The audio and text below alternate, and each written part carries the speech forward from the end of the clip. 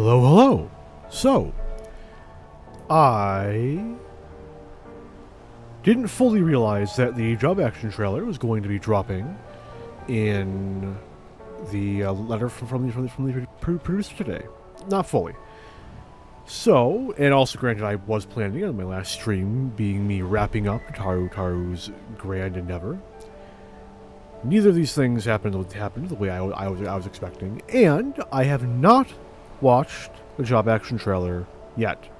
The only things I've seen from the job action trailer is I got a picture, I saw a picture rather, of Summoner, the big thing Summoner's getting, because I was following up on a comment I made in a post earlier in the week and realized, oh shoot, so we're not actually getting 3 edgies. So, I do want to open the stream with watching that.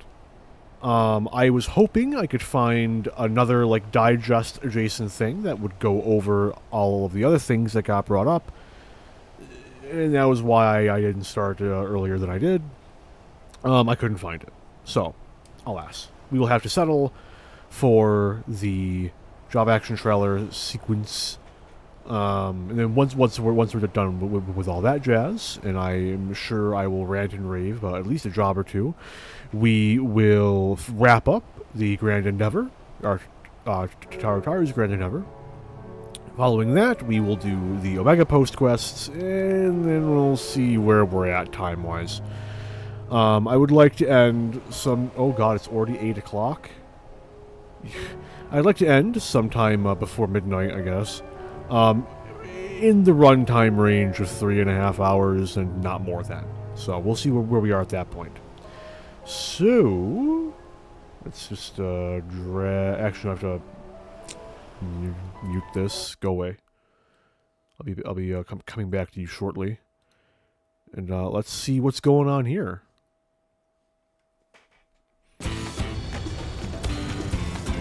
Some other things that I did end up noticing as I was searching for that digest is that they did show the new login scene. What the fuck is this quality? Hang on. 360? The fuck out of here. Much better. It'll fix itself in a second. Yeah, we've already seen the Viper LB. I think it's pretty cool. I like it a lot.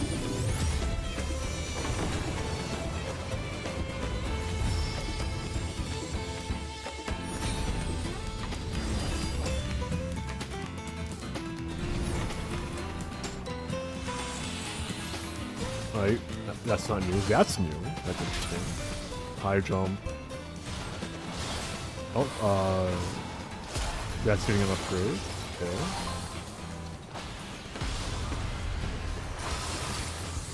Yeah, I don't know. Dragoons are getting the rework, right? Oh, okay.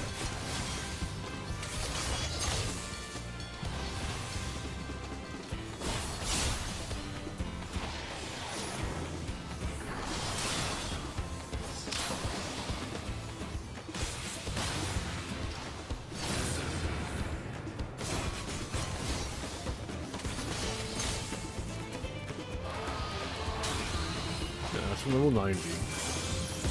Yep, that's not new. That's new, though. That's new. Alright, I'm into it. I'm excited to see how Dragoon's going to be working. Come rework.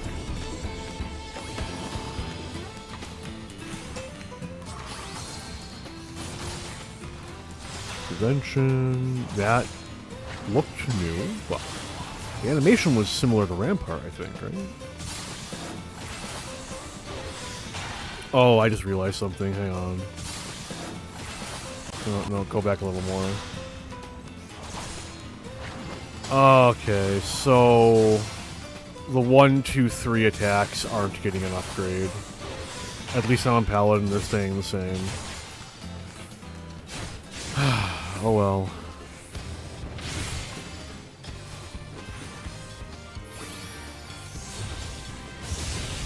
Ooh, that's interesting. Why you arms lengthening? You're going to protect. Confetti. Good to see that the Confetti still exists.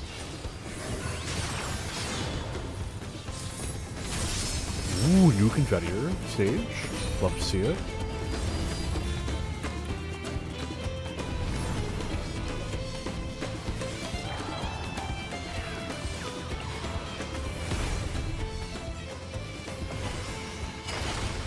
Ooh, that's new. So the infuriated, what's it called? It's getting changed or upgraded.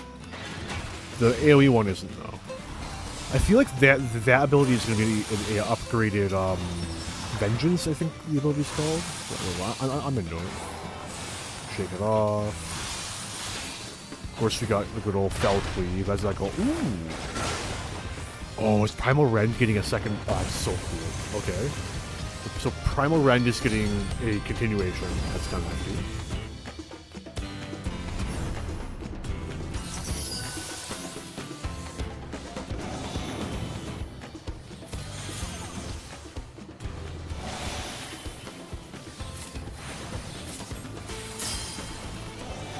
I have no idea, because I think I would not be shocked. I think they even confirmed that Ast is getting a pretty substantial rework again. So I don't know, man. I noticed that Astrologian isn't receiving seals anymore, so that's certainly, we'll see how it works. We'll see how it works. I have a strong suspicion that Astrologian is going to sink back into my I fucking hate this job category until like a month or two before the next expansion comes out. And then I'll like figure out that, oh, it's actually my favorite pure healer. And then in 9.0 they'll completely fucking revamp it again, bottom up. Dance partner, very good.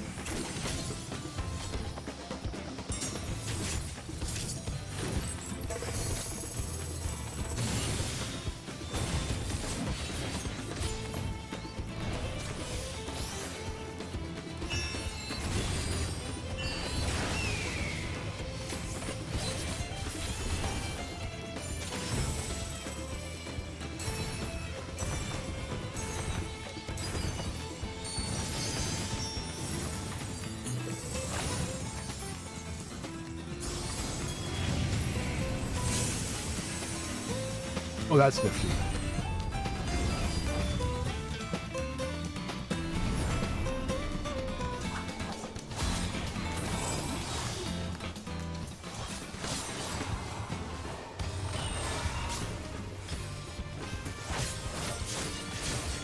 That's new. So it looks like Gallows and Gibbet are gonna get upgrades. Ooh. Shroud is going to get some sort of opening attack. That's nifty. And maybe Lemire. Ooh, that's neat. Maybe Lemire is getting a upgrade. It looked slightly different, but that could very easily just be the fact that I don't pay enough attention.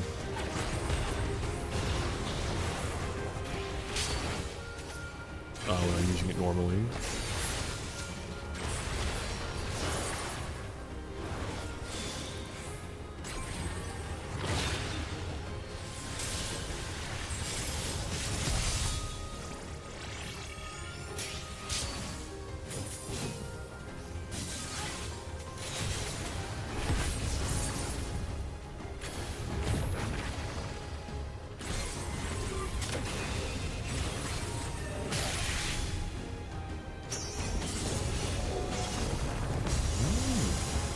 I'm excited to mess around with Red Mage. Nothing here I'm seeing is making me upset. Are they changing Flamethrower? Chainsaw, yada yada. Yada shake. Wait, what? Hang on. Back that up. What was that? Because that's the saw. Ooh, and Saw got an upgrade too. Interesting. Maybe the first one was the Saw I was thinking of. The other one is a completely new Saw. Multiple Saws, right?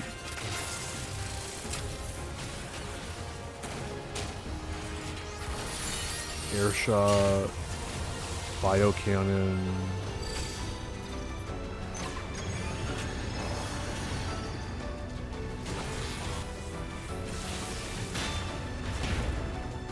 Oh! Wait, maybe not. So, okay, so overheat. Okay, so what? So okay. So what I think that is. Okay, hang on. Back it up. So what I think that is I think that is replacing overheat, like upgrading overheat, which is like the quick attack, and then overheat is getting a continuation, and then these are the AOE variants of overheat. Or no, because that was auto crossbow. That is good. I beg pardon. That's kind of rad. I'm excited to see what that actually is. I don't even play much machinist, and I'm interested. My curiosity is piqued. Oh, that's new. How's that gonna work?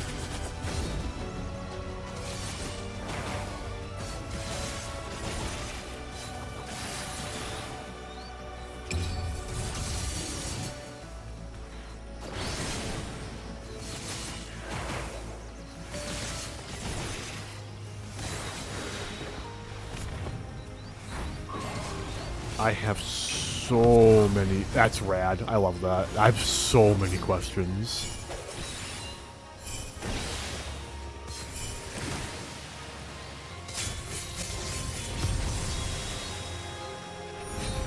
I have so many questions. That looked really nifty. But I have no insight in how any of that works.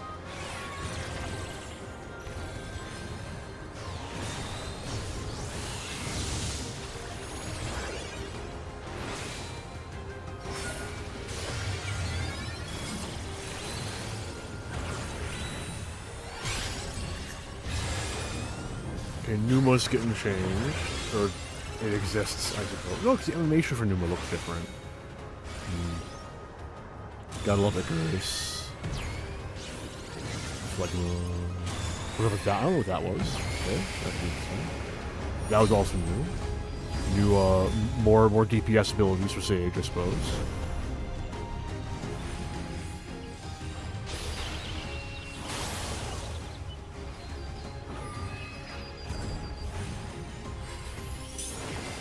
Yeah, what's up with this? Okay, so it lights up when you're in fire phase. Fire 4, Fire 4, Fire 4.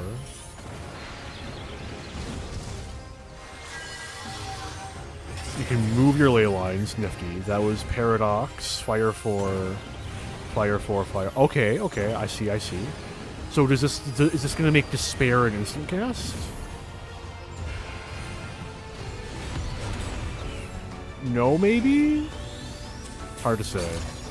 No, because that's... no. That was Xenoglossy. Triple cast.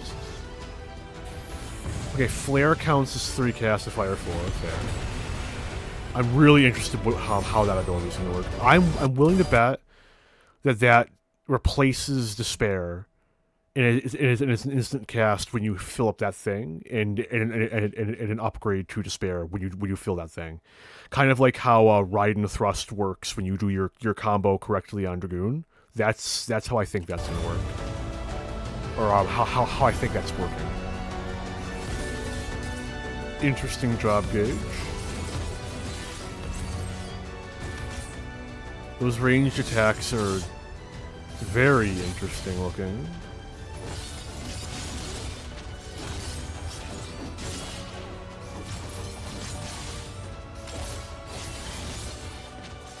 I have no idea what's happening. So, I have no idea what's happening here.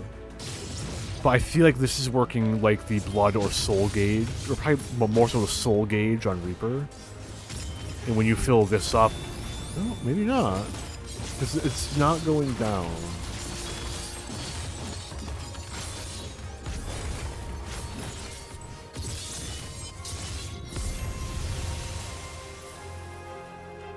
No, don't change. What's that gauge do? Come back.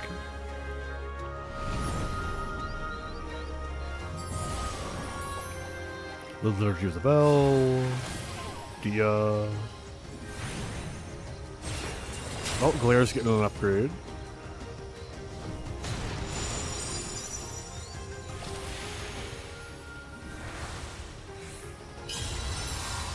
Not sure what that is. Probably like Medica? That or maybe Liturgy of the Bells. No, doesn't it already have that? I don't know. I don't play enough White Mage to have much insight into this. Well, that's new. I wonder what that is. Aquavale. Something else.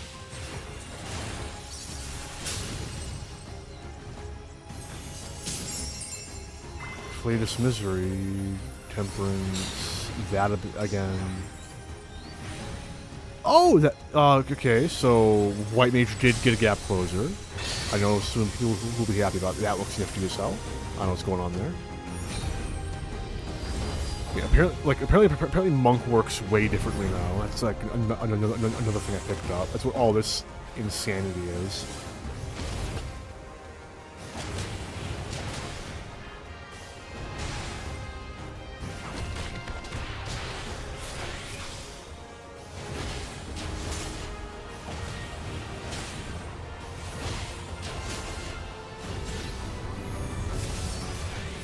Ooh, that's new.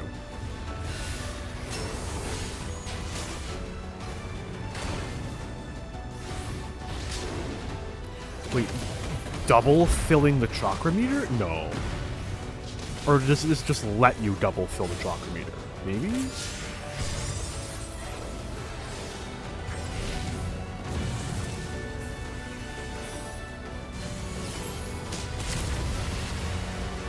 Okay, I'm intrigued. I'm not against messing with Monk at the moment. Okay, here we go. Big stuff, Dark Knight. Unmend. That's new. Salted Earth. That's this basic one. So the 1-2-3 combo isn't getting upgraded on any of the tanks. Okay. Fine, whatever. That's TBN. That's just making Salted Earth angry. Esteem. Not Esteem. Oh, no, that was a Blood Weapon. Okay, so when you have Blood Weapon, it upgrades your 1-2-3 combo. That's gotta be what that is. Okay, this is Esteem. Hello, Esteem.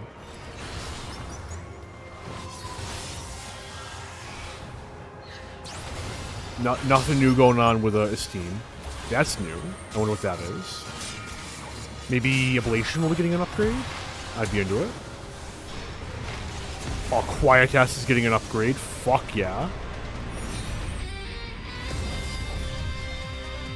Okay. I'm liking what I'm seeing on Dark Knight.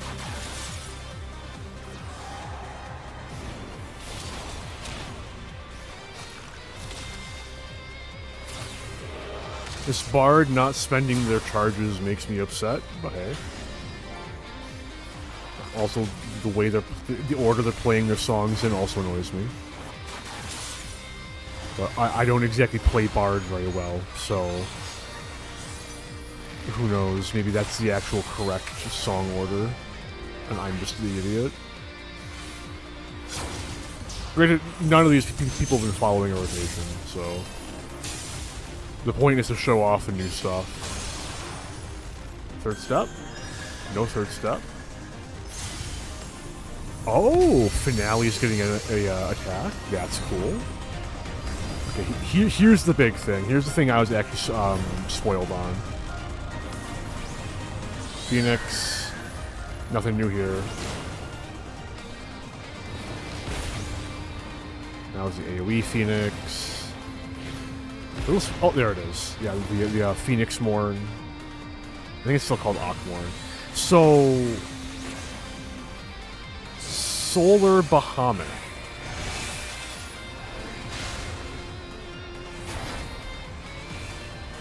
Which I find very interesting. I do think it is very disappointing that that we don't get 3 new edges. Like, look, I love Ifrit, Titan, and Garuda as much as the next guy, but it's been Ifrit, Garuda, and Titan, and Bahamut, and Phoenix forever, and ever, and ever. Give summoners some more summons, please. But, like, Solar Bahamut looks cool. Yeah, apparently also, I read this somewhere. This is what Bahamut actually looked like, probably minus the swords for wings. So that's interesting. Because the Bahamut that we see in the primal is a primal. It's not actually representative of what Bahamut looked like. At the same time, though, we have the artwork of all of the first brood that shows what Bahamut looked like. So I don't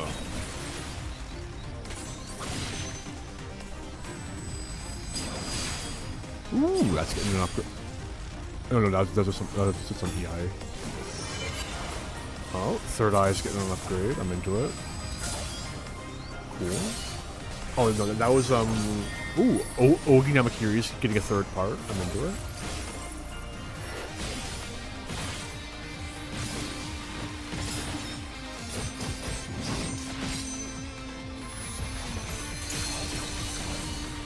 That's finally getting an upgrade. Very cool. Okay. Scholar's another big one for me. Big fan of Scholar. In spite of the fact that it's literally going to show up on stream once ever. But hey.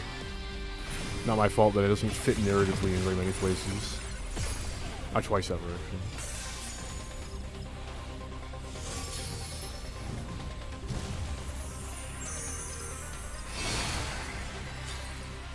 Oh? Wait, back that up. Scholar is getting an Enshroud? I beg pardon? Sick as hell? Dude. I'm so into it.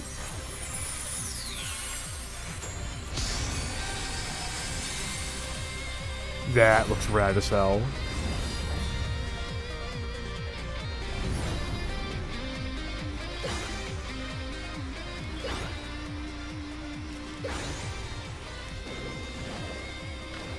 Oh, wait.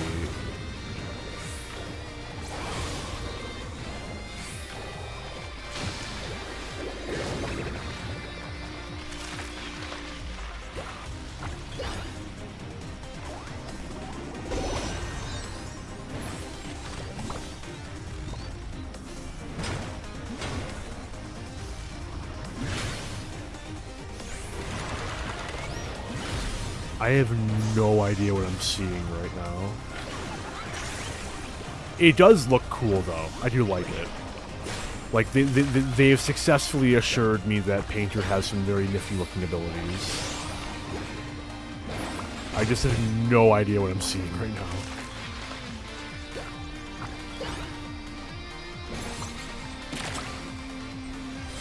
Okay, so it's gonna work kind of like Astro's cards.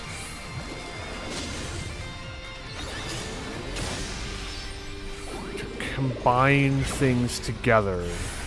But then I don't know how you fill the portraits.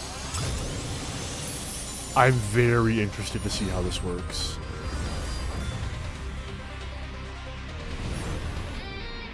To, like, actually tinker around with Pictomancer now.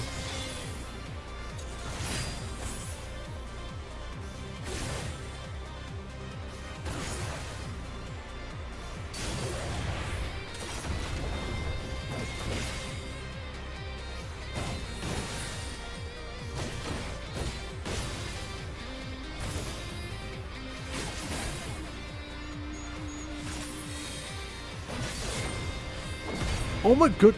Okay, does this music give anyone else, like, really strong Persona 5 vibes? It just hit me, man. What the fuck?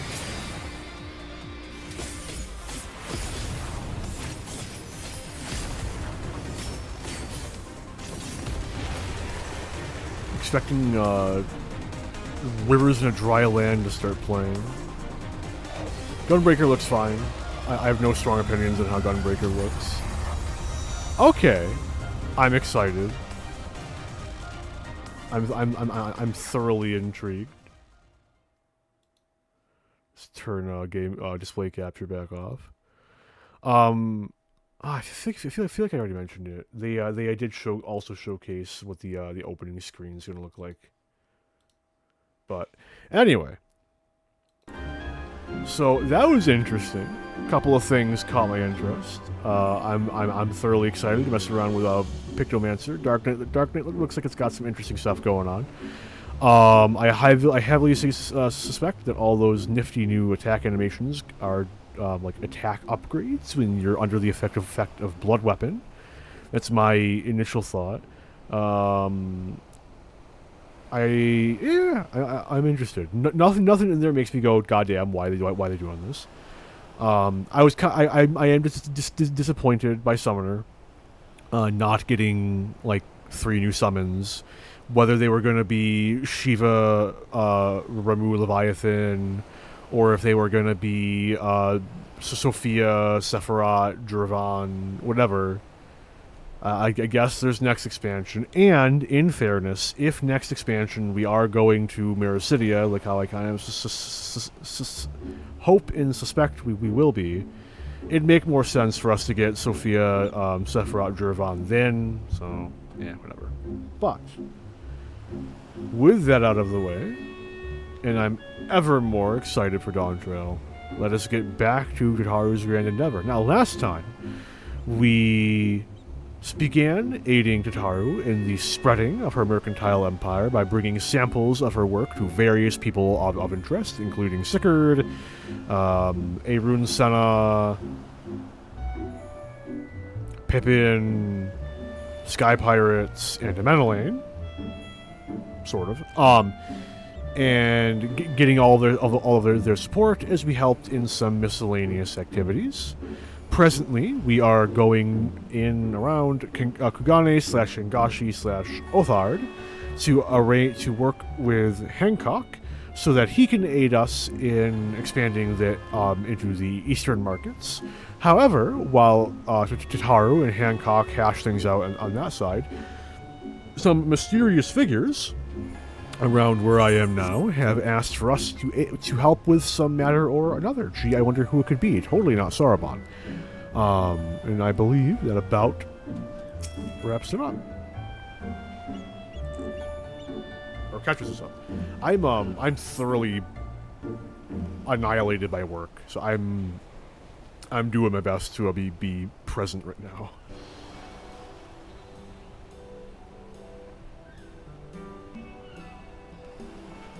I am extremely tired. I'm also a little tired of any day where I do a mid that just work being my entire fucking day, you know? Apologies, Arental. I pray you have not been waiting long.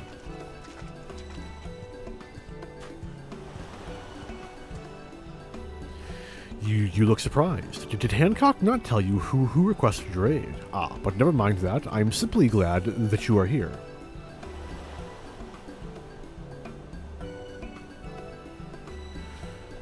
How have I been? Well, my training as the next Genbu continues apace. I must tell you, my friend, each day has been more trying than the last.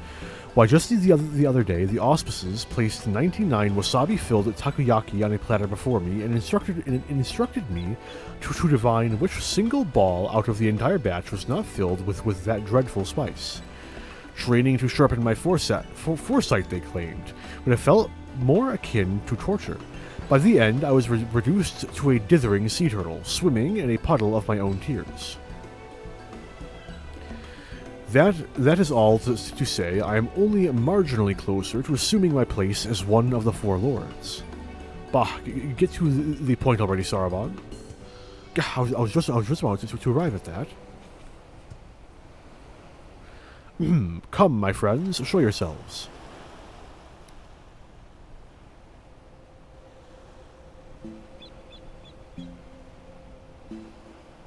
Been a minute.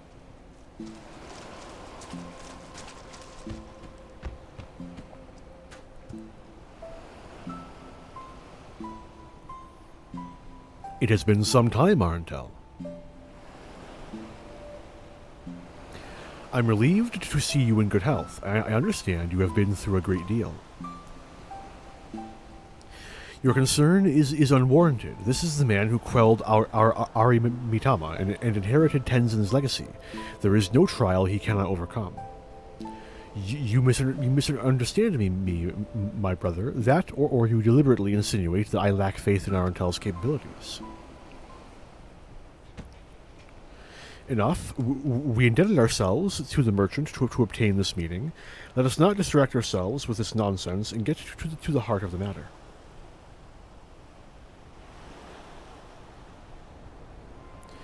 Very well. You may not know this, but Sirius, craving for Dongo, often brings her to Kugane, or Senri.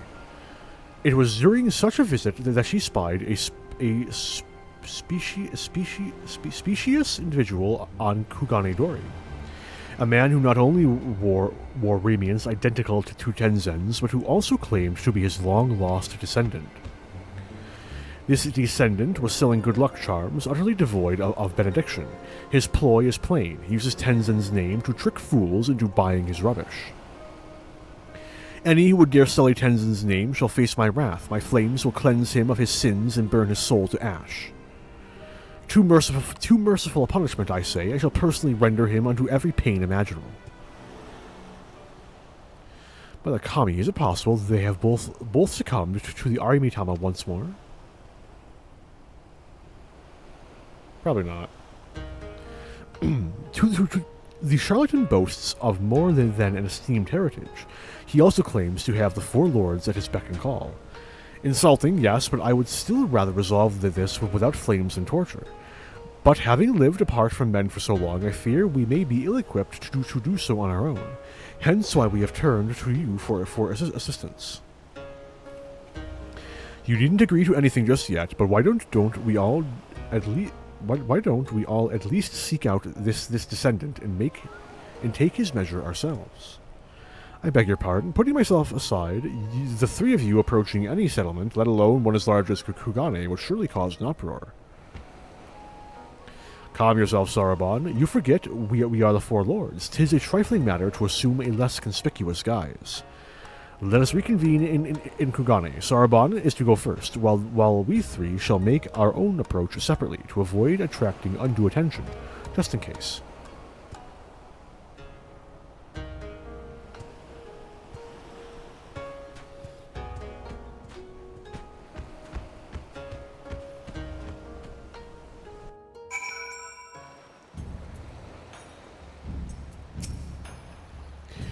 We met Hancock by pure chance. Recognizing us as the auspices of legend, he said he wished to help us out of the kindness of his heart. I almost believed him. Do not think I haven't noticed you eyeing my costume. If you must know, I acquired it during my travels in the West. I'm rather fond of its soft and fluffy texture. Long has it been since I'd walked the streets of a city of this size. I did so once to visit a tea house with Tenzin. I accompanied him in disguise. How my heart raced at the thrill and joy of it, until a priest saw through my glamour. Oh, the commotion that followed. It would seem we have managed to arrive with little fuss, but only the Kami know how long our presence will remain secret. Again, with the needless worrying, our disguises are perfect.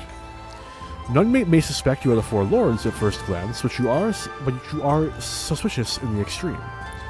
We could have used our power to assume the form of men, but those of keen sight would still be able to discern our true nature. The costumes were an innocuous alternative. There's nothing innocuous about them. Senri said she found the swindler on Kugane Dori, yes? Let us head there at once.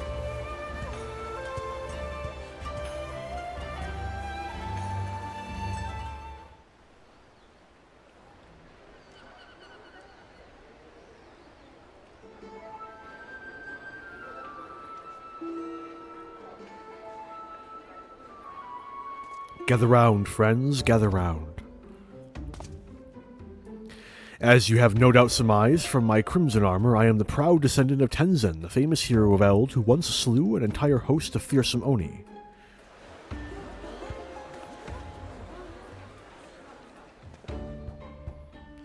But do not take my word for it. Behold.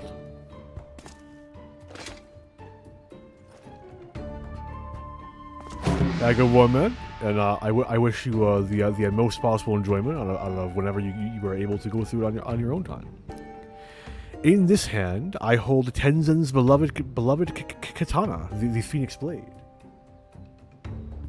Oh no! That's about 23-ish minutes. I hit that first. Lots of cool stuff in it though. A little disappointed in Summoner for reasons. Dark Knight's looking pretty good. Gunbreaker I wasn't wowed by, but you'll see. In this hand, I hold Tenzin's beloved katana, the Phoenix Blade. I don't know what it looks like, but if he's got the Phoenix Blade, then he must be who he claims.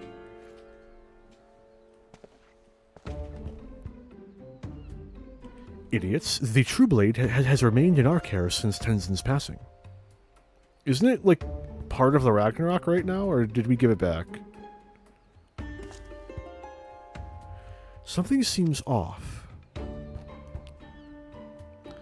I see there are some who remain unconvinced. Very well. You leave me no choice. Allow me to introduce you to my sworn allies, the Four Lords. Oh dear, I'm almost afraid to look. That's your signal. I expect my money's worth.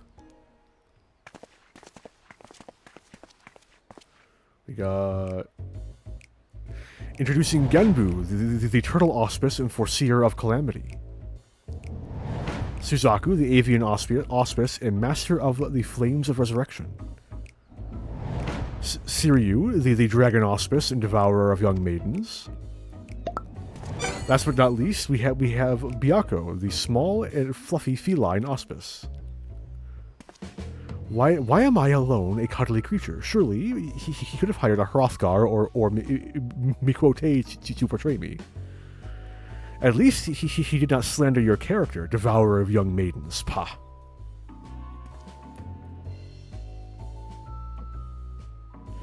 What is this rabble? All who've heard the tale of Tenzin know that the Four Lords are beasts, not three mummers and a cat.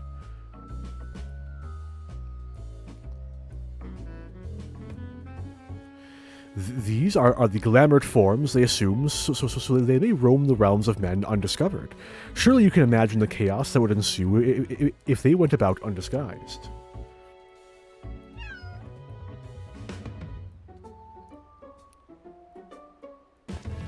Even so, there's no way they'd wear such ridiculous outfits. Yeah, no way. they'd never stoop that low. And yet here they are, dressed in far worse.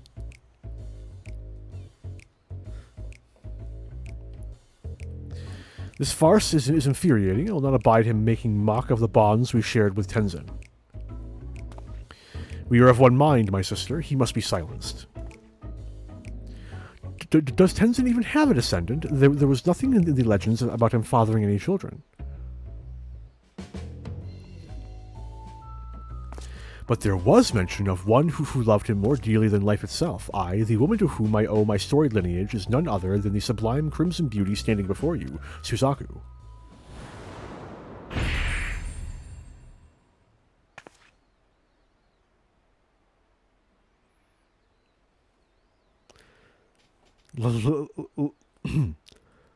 Let him speak, but perhaps he's not wholly deserving of immolation.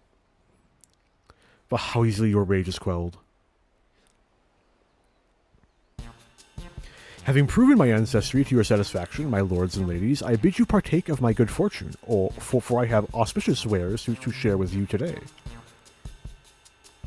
Tenzin put countless Oni to the sword long ago, 'tis true, but only by the grace of these miraculous good luck charms. Just one will confer unto you all manner of fortune, good health, a happy family, scholarly achievement, financial success, romantic fulfillment, and much, much more. But that's not all. Purchase the charm now, and I'll even throw in a stylish strap featuring a Four Lords design of your choosing. My stock is limited, so be sure to buy while supplies last.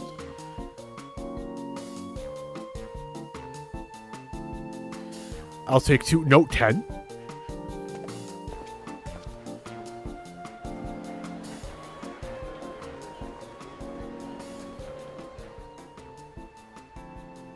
My blood boils to see Tenzin's good name used in this manner. As is mine, we cannot sit idly by and allow this to continue.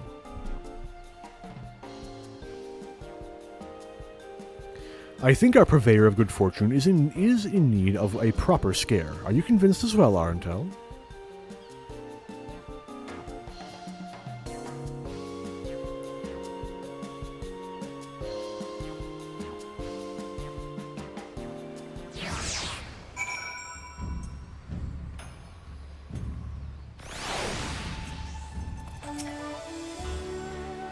He is a most persuasive and cunning adversary. I was very nearly convinced I had given birth to Tenzin's child.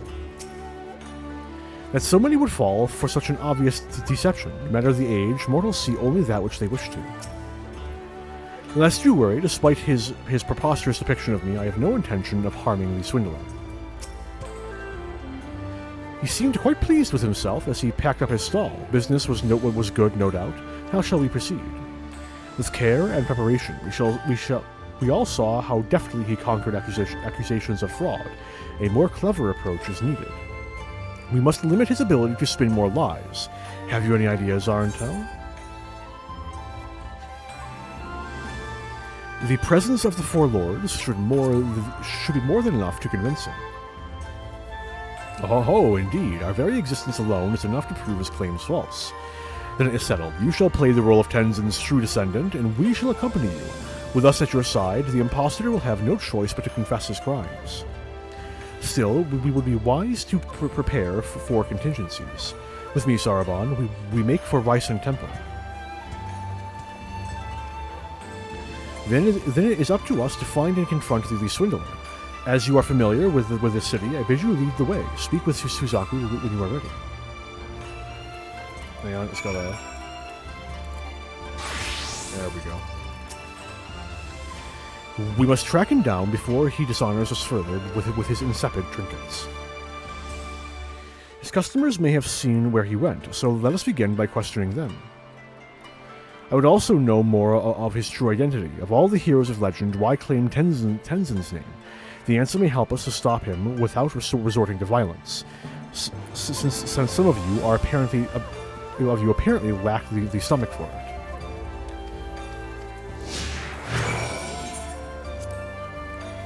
Senri made mention of a wonderful tea house she frequents to feed her dango addiction. She is kind enough to bring back a portion to us at the temple after every visit. I know, rice dumplings have naught to do with our purpose, but should we find a spare moment, know that I am particularly fond of Mitarashi dango. This experience brings to mind the days when we traveled with Tenzin. Never one to sit still, he would pursue every opportunity for adventure, heedless of the trouble that would invariably follow for all of us, or for us all. I gather you are cut from the same cloth.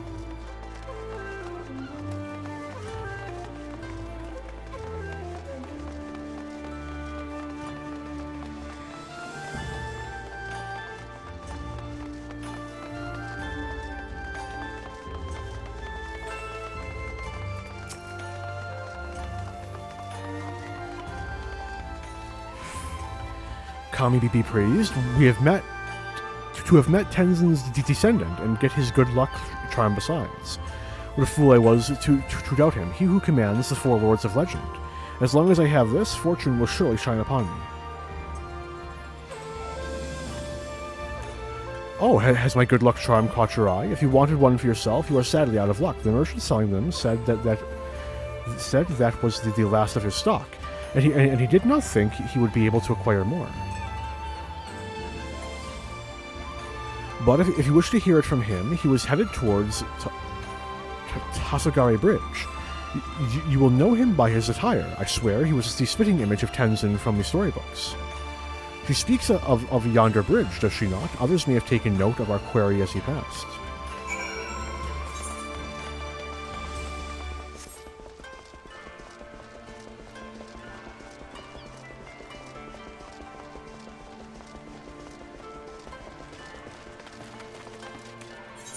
Oh, long bridge. Wow.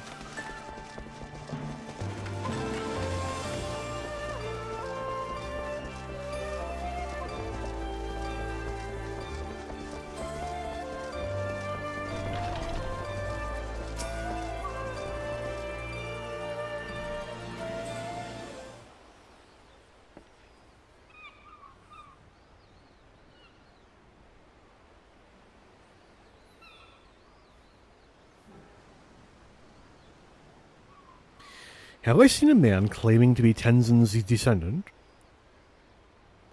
The one who was selling good luck charms by the dozens, you mean? No, he didn't come this way, but Kami give me strength. I'll never understand how some can be so gullible. Let us continue our search elsewhere. Well, well, well, look who it is.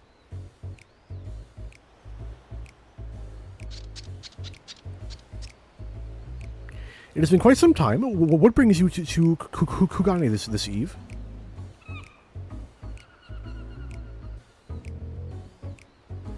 A hawker claiming to be Tenzin's descendant. Probably Ishu. I saw him not long ago. Yes, yes.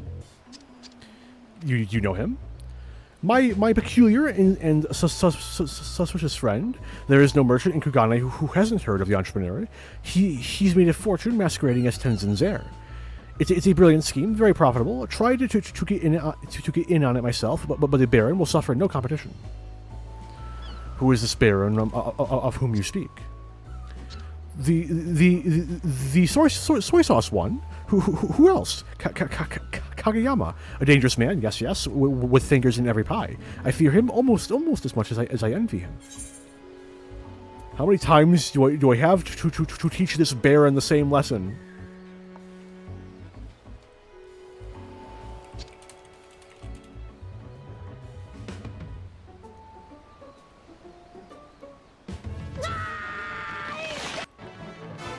How many times do we have to teach you this lesson, old man? There we go. Soundboard, man. One day. Oh, you've had dealings with him, have you?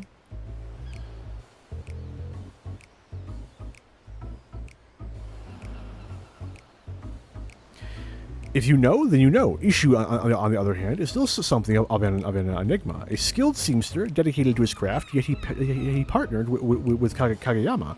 I never would have guessed he had it in him. There's more to this than meets the eye. We must investigate further. Have you any idea where Ishu may have gone? You want information? Yes, yes, I want coin. Give me coin, and I'll give you information. That can be arranged if you are willing to journey to Raisen Temple. Our friend Furi can escort you. A temple? And one I've never heard of at that. Wait, is this the sort of place where mortals fear to tread and malevolent spirits do dwell? Malevolent spirits? No. Just a somewhat ominous crystal. I'll take your word for it. As for Ishu, he came to me and requested passage to the Isle of Beko, where he was to rendezvous with Kageyama. I refused. Better to not involve myself in the Baron's affairs, you understand. Gyodo, was it? You have our thanks. We shall fulfill our end of the bargain. You need not fear.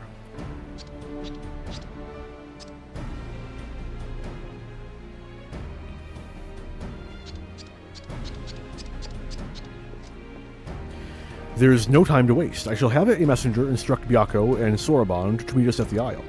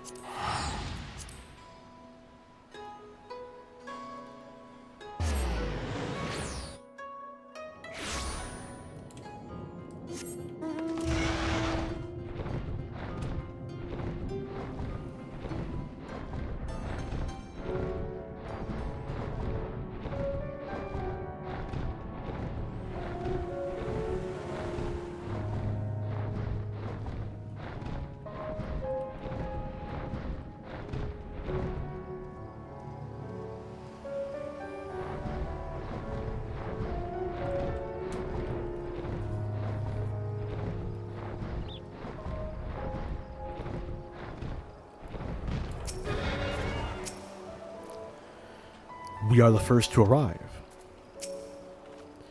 Ishu and Kageyama will want to keep away from prying eyes. Somewhere near these rocks, perhaps. Let us take cover and eavesdrop on their conversation when they join us.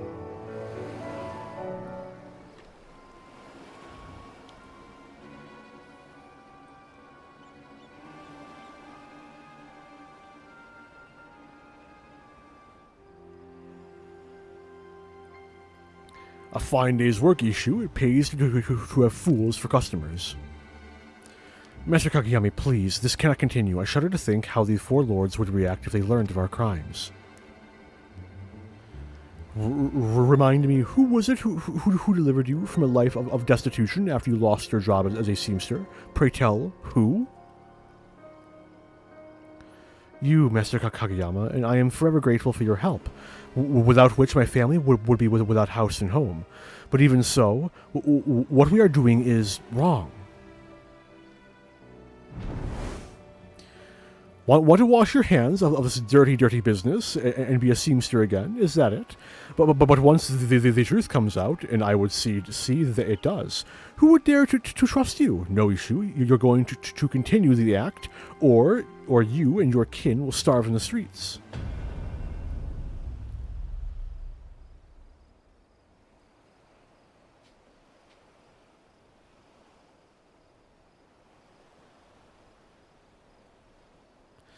So that's the way of it. Ishu was coerced by Kageyama into this performance, and for his family's sake, he could not stop. Indeed, in light of this, how shall we proceed? We put the fear of the kami into Kageyama.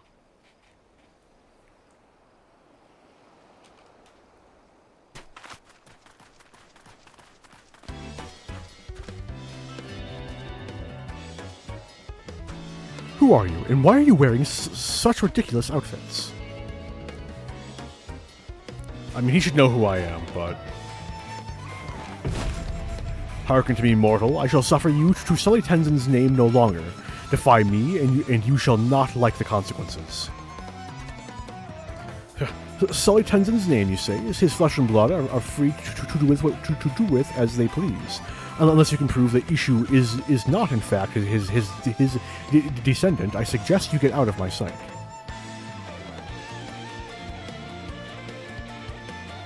Then prove it we shall.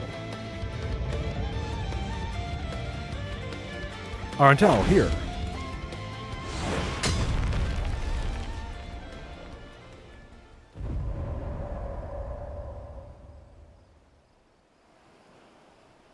It is time we revealed our true selves to these mortals.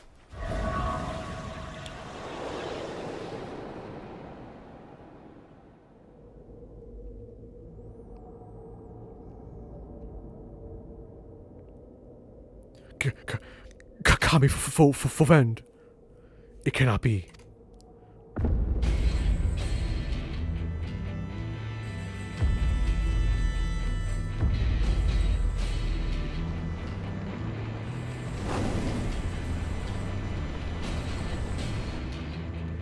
That flame-kissed katana you hold in your hand, is that the Phoenix Blade? For the crimes you have wrought in Tenzin's name, your punishment will be severe indeed.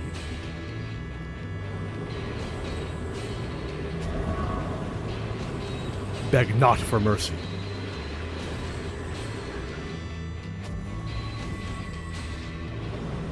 Take heart, my dears, I shall make your deaths painless. Hearken to my melody.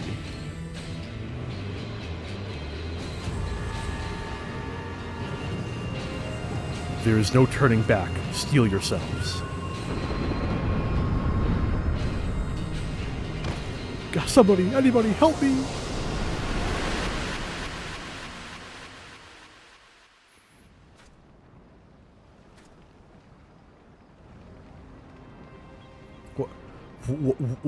What was that? Not only do you possess the Phoenix Blade, but the four lords themselves stand at your side. Tell me, are you Tenzin's descendant? After a manner of speaking. Please have mercy, I beg of you. I vow to never again use the name of your ancestor. You have my word. Fellow Azem Soul Haver.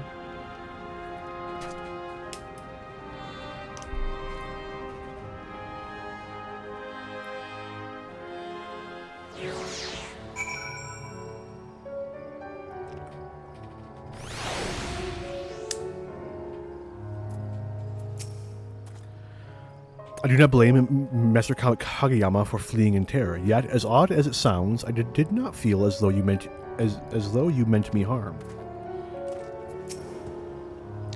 It is thanks to Furi that we made it here in time, and now we can rest easy in the knowledge that Kageyama's scheme has been ended.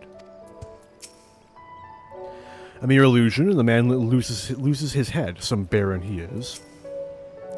You looked every bit as dignified as Tenzin did in his day. The Phoenix Blade suits you.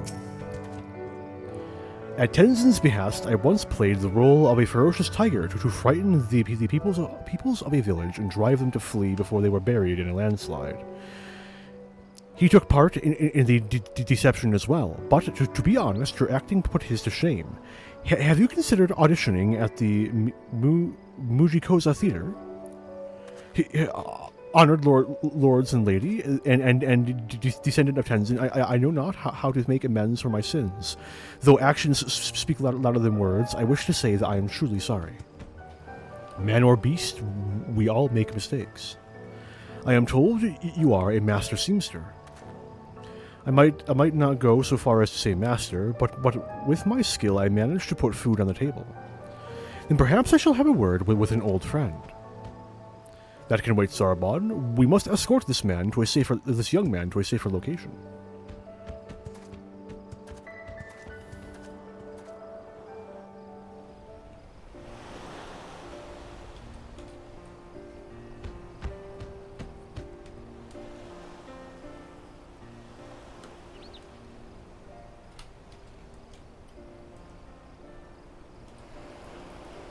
I'm setting up my light, sorry. This is far enough. It is past time we returned home.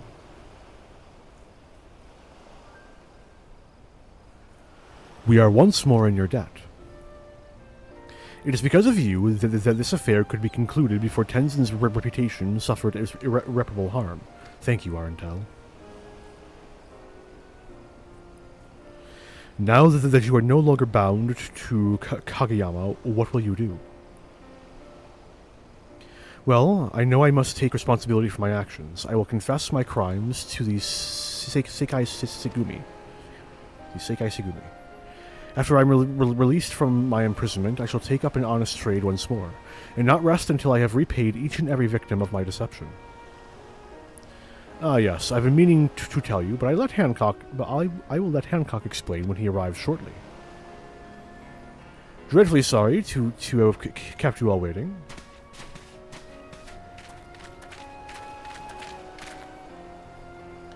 Ah, speak of the devil.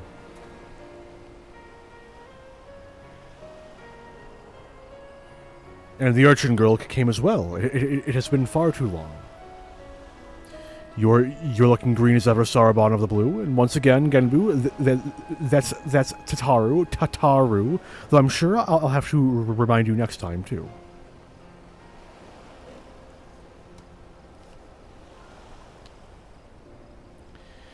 You are Ishu, the seamster Sarabon spoke of, yes?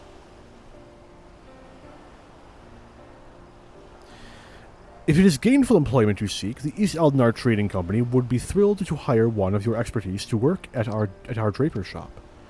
The seamster in our service fell ill, and we've been looking for a replacement. I have no words. I'm grateful, truly, but I cannot accept. For once I confess my crimes to the Sekai Segumi, they will surely imprison me for a time. Ah, yes, the Sekai Segumi. I had a chat with them not long ago. They are aware that the scheme was contrived by Kageyama, and that you two are one of his victims. You will be required to assist them in their investigation, of course, but you needn't steel yourself for even a brief incarceration.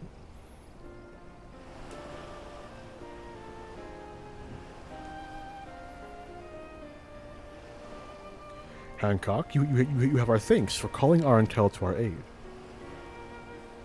Oh no, not at all. I am pleased to have been of service.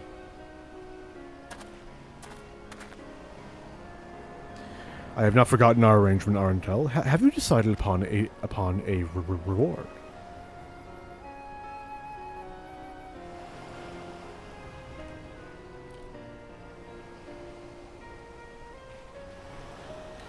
Oh, how that warms the heart. A material to help restore the keepsake of a dear friend. I have just the thing. I won't spoil the surprise now, but do look forward to it. I suppose we'd better return to the city, but before that, you could have called upon me too, you know. It's not like I wasn't part of the whole saving the Ruby Sea from becoming consumed by roaring flames endeavor or anything. Oh, forgive us, urchin Tataru.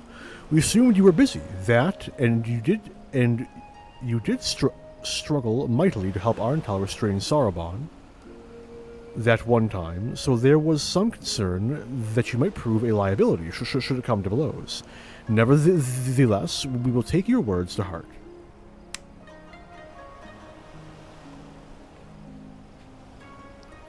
Perhaps we should assume our guises and walk among men more often. It was a refreshing change of pace on the whole.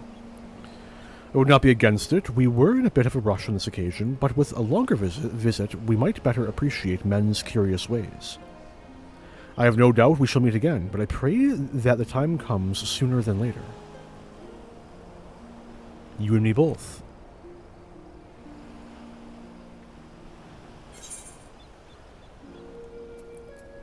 I'll be sure to stop by the temple later.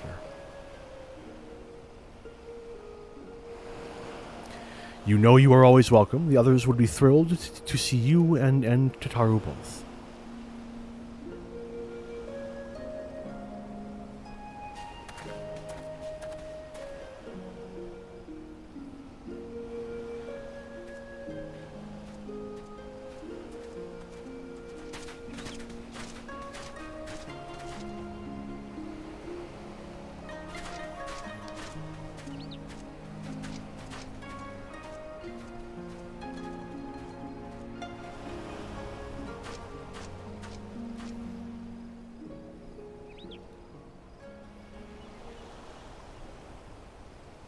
Now then, I say we resume Sarabon's training upon our return to the temple.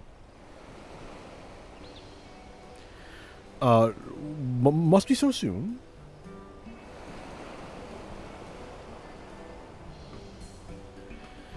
You did well to apprise Hancock of Ishu's predicament. He may now make amends for putting his talents to good use and continue to provide for his family. Indeed, 'twas behavior befitting one destined to become the next Genbu. The road ahead is long, but we doubt not that you are wholly worthy, and so we want only to encourage you to reach your full potential. If that is how you all feel, then I have little choice but to do my best.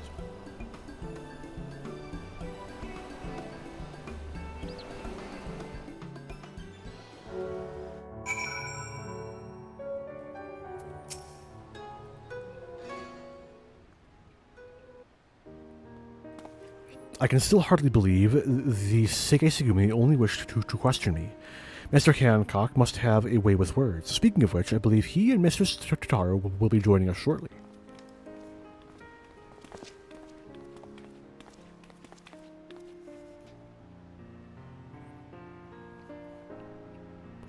Ishu, you will be pleased to know that I have just finished making arrangements for your immediate employment. May our profits soar, that you may give your family the life they deserve. Master Hancock, I do not deserve such kindness. I will do my best to earn my keep.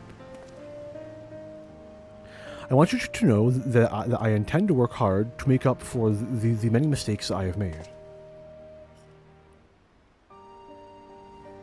It is not much, but I have prepared a gift for you as an expression of my gratitude. A set of garments that I made before I was embroiled in Master Kageyama's schemes. The lords and ladies of Kugane once held my work in high regard, and I hope you will as well.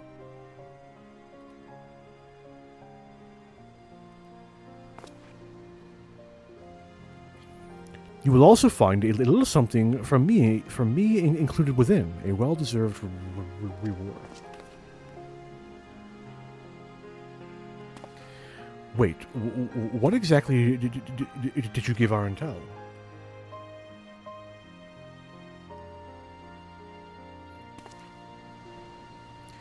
Payments for introducing the East Eldinar Trading Company to prospective new clients. What else? I can't say I'm surprised you would try to peddle goods to the four lords themselves, but still, have you no shame?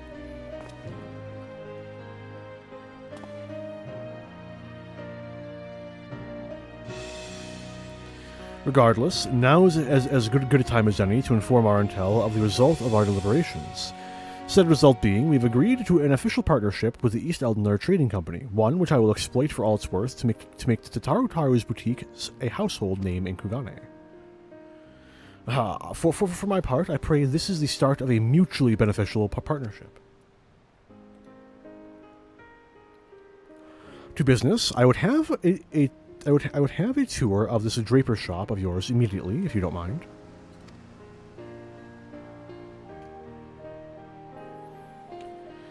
Sorry to cut things short, Arentel, but time is money, and I have precious little to spare. Once you've seen to any other unresolved matters you have here, I'd be grateful if you'd return to Old Charlian and inform Medjina of our new arrangement.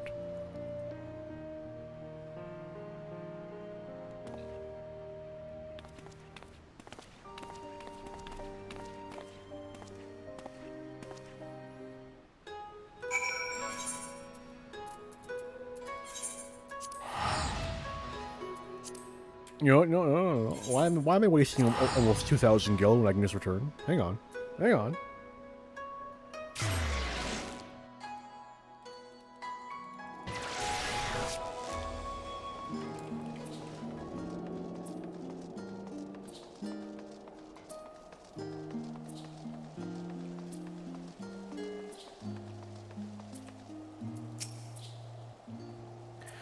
Welcome back. Negotiations with Mr. Hancock were fruitful, I hope. Well, I expected nothing less from you and Mistress Tataru. As for Mistress Tataru's necklace, you say Mr. Hancock slipped a gift into the parcel he received from Ishu, yes? May I have a look?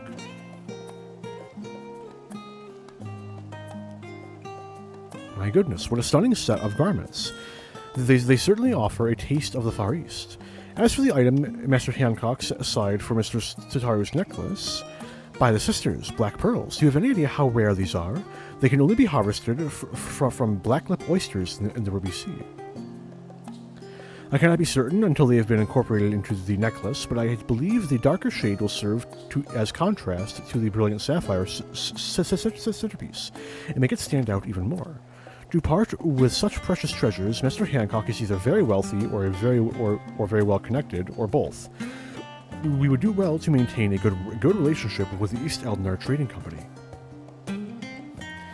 But that is the boutique's concern. After all you've done for us, I'm sure you want nothing more than a good rest. Thank you again for your continued assistance. When next we discover a client who'd like to add to our ever-growing list, I hope we can count on your assistance once more.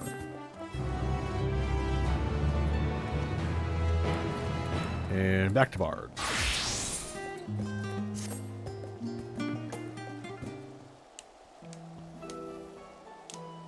Arentel, I've been meaning to speak with you. Mistress Tataru mentioned the most astonishing thing to me earlier. It is said that you aided in the liberation of Werlet. Yup. Whole thing, weapons, horrors beyond human imagining. I see, so you fought the weapons of the 7th Legion alongside none other than the Black Wolf himself. Well then, that makes you the perfect candidate for our next job, you see. We're planning to send our latest samples of military equipment to Warlet's interim government. Since Gaius Belsar oversees such matters, who better than his brother-in-arms to pitch our wares?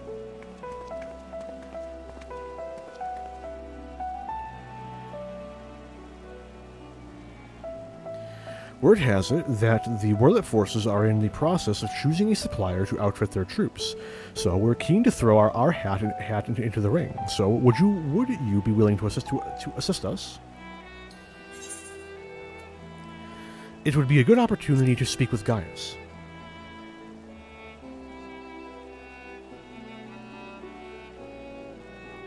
Wonderful. I can't thank you enough. If my sources are correct, you should be able to find Gaius in Turncliffe. Should you chance upon any potential adornments for Mistress Tataru's necklace, please do bring them back with you.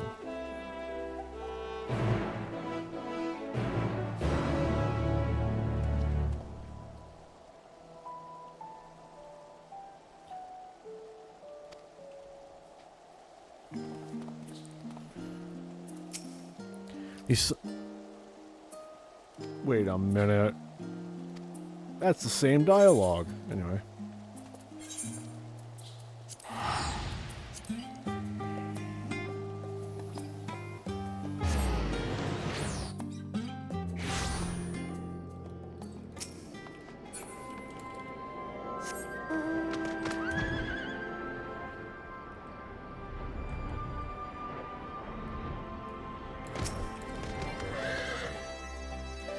Heading to Turncliffe. I read a fucking gate guard.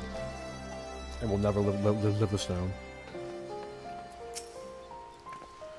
I was not expecting you, Arntel. Are you perchance aware of the ongoing situation?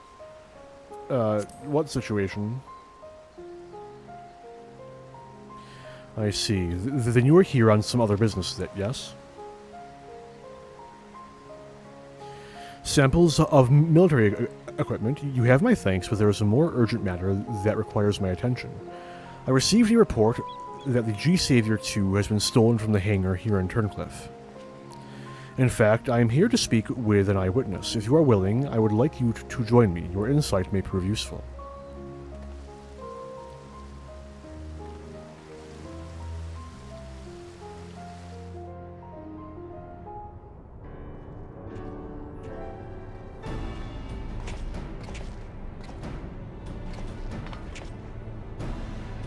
Thank you for coming at such short notice, and with our intel no less.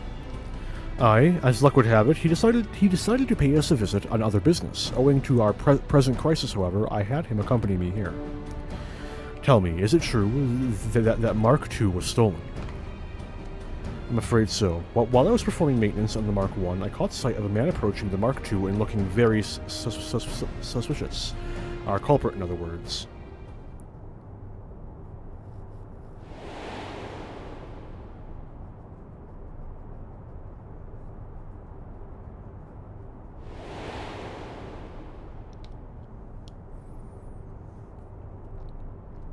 I called out to him, demanding he state his business here, but when he turned around, my heart nearly jumped out of my chest. The man who stared back at me was Valens Van Varo.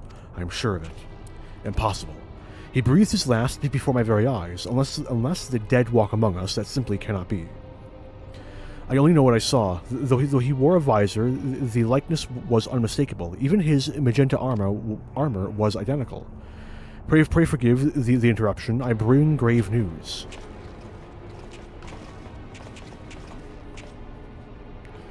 These former captives of the 7th Legion insisted they speak with you. But please forgive us, Father. Our father, he...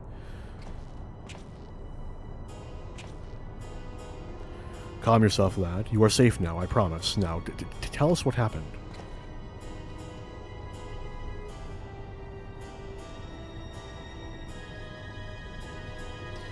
Father Valens came back. He told us to show him where the War Machina are. We know how to get in here, so we sometimes come for a peek at the big machines. And after telling Valens how to sneak inside, he made off with the G-Savior Mark II. Given what you boys have been through, I know how difficult it must have been to confess what happened. Your bravery is commendable. Now, you had best return to the orphanage. Fear not, we will deal with this so-called Valens.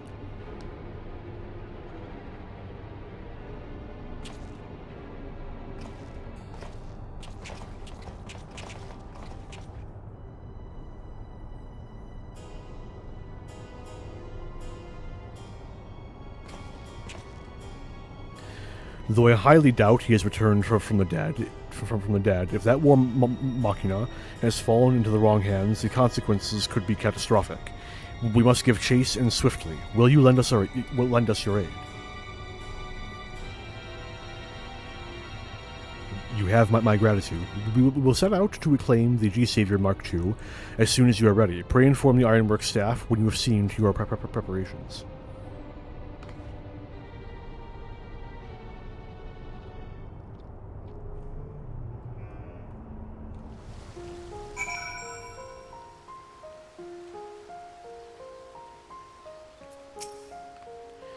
Even now, I still cannot believe my own eyes. Valens, alive, the very thought of it makes my blood run cold. That the Mark II was seized so easily bespeaks a need to tighten our security. For now, however, we must focus on the task at hand. If you're to stand a chance against the G-Savior Mark II, you'll need to fight fire with fire. Luckily for you, we've already fueled the Mark I, which is ready for dispatch at your command. Oh, hang on. I need to get into a more fitting attire. Hide that. There we go. I'm ready.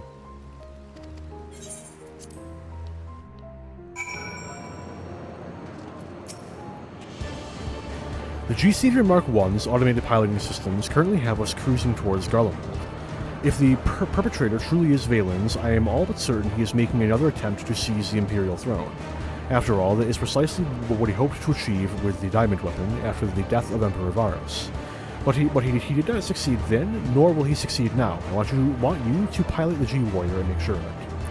While I am entirely capable of taking the helm myself, I must concede that your skill outshines my own. Instead, I will provide support from the rear cockpit inside the containment apparatus. Valens may have a head start, but I'm confident we will overtake him once we have the engines at maximum output. Then, the rest is up to you, Arntel. Upon entering several cutscenes, yada yada yada.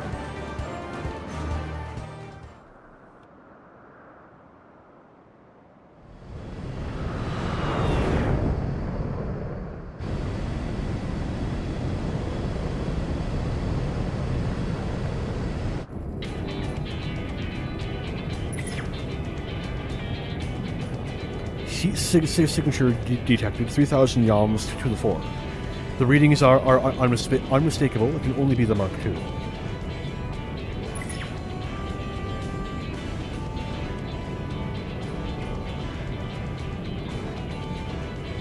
Ideally, we would shoot him down before he can detect us, but doing so would destroy the vessel and him with it, making it impossible to identify the culprit. Our only choice is to draw near and neutralize the vessel's propulsion systems, even if it means alerting him to our presence. I beg to differ. Someone has wormed their way into our frequency, but this voice, it couldn't be.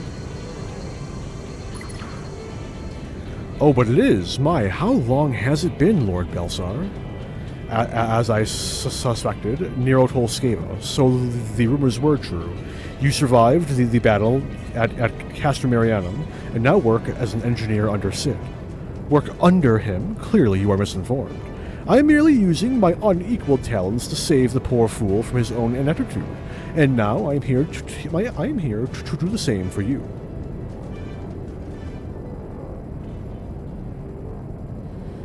Do enlighten us as to how. 'Tis simple, really. I've crafted an armament that will immobilize Garland's wretchedly designed vessel, and I've given it the appropriate name. I call it the Anti-G. Expecting this day would inevitably come, I took the liberty of loading it into the Mark I's weapons bay in advance. You're welcome. Now, adventurer, listen and listen well. What I am about to tell you will be the key to sinking that scarlet vessel. And while I find the idea of its destruction unbearable, 'tis nevertheless the perfect opportunity to prove who is the superior engineer, Garland or myself. Do put on a good show.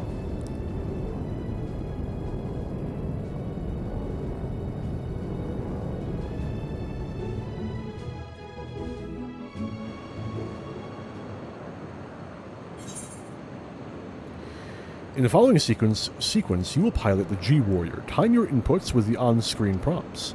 When a blue prompt appears left, time your input as the diamonds overlap.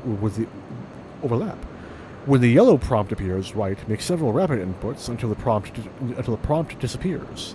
The controls are as follows. Left click or right click anywhere on screen. Keyboard, any standard unmodified key. Please note that chat will be temporarily disabled. Alright, let's go. I love me some OS. Not even OS. When I activate the homing interface, you are to lock onto the vessel immediately and fire a barrage of anti-G missiles. The moment our quarry is aware of our presence, he will undoubtedly take evasive maneuvers. The anti-G is a flawless achievement born of scientific genius, but that is of no matter if it misses its target. Understood.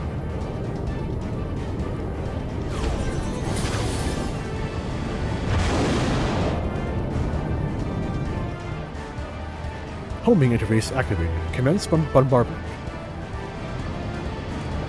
What?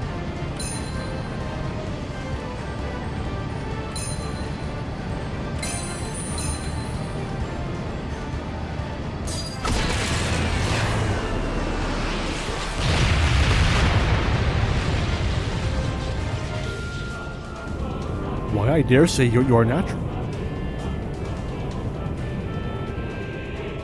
Wait, that's it?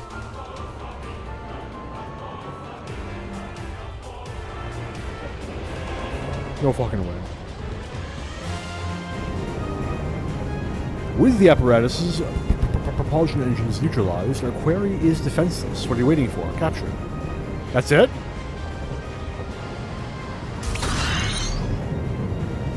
No, he's not finished yet.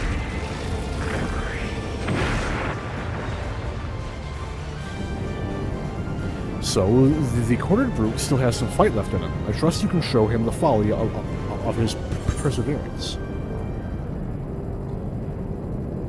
He's not going anywhere.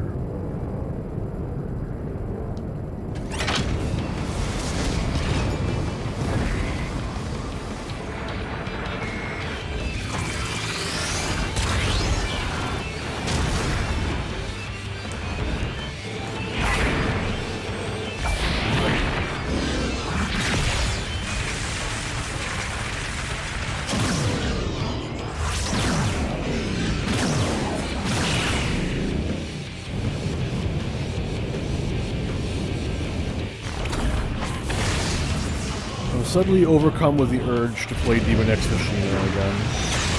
I don't know why.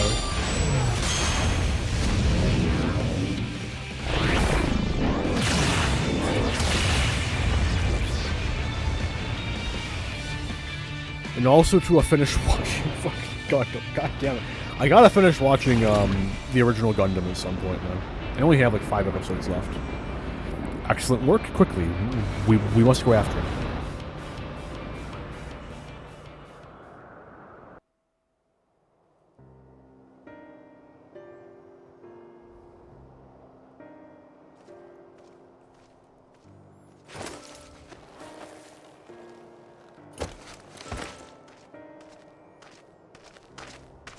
Well, Valens, I didn't get to kill you last time. I think it's about time I get a turn. What cruel irony that the vessel should crash here of all places.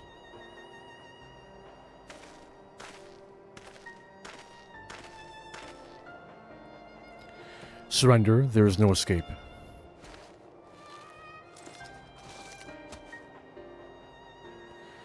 It's you, Gaius. And who are you? What do you mean? I am Valens, the man destined to inherit the Imperial throne. Very well. We will do this the hard way.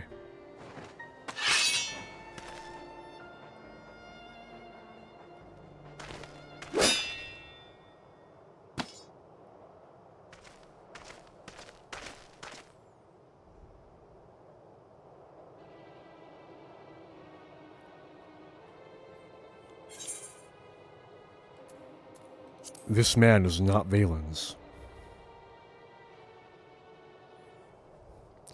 I will not soon forget how Valen's face froze with fear in his final moments, how the light in his green eyes extinguished alongside with the flame of his life. Yet the resemblance is uncanny all the same. I will not ask again, who are you?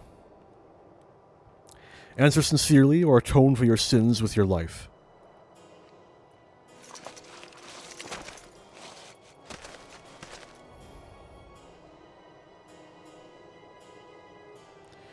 My name is... Yep. I served as a pilot of the 7th Legion under Lord Valen's command. When I reviewed the 7th Legion's records, I saw no mention of there being another of his kin within its ranks. Your face, surely not. That's right, and I would gladly do it again. Were Lord Valen's to become Emperor, his life would be under constant threat. That is my expression of devotion, my willingness to sacrifice myself in his name. To go so far as to change your own face.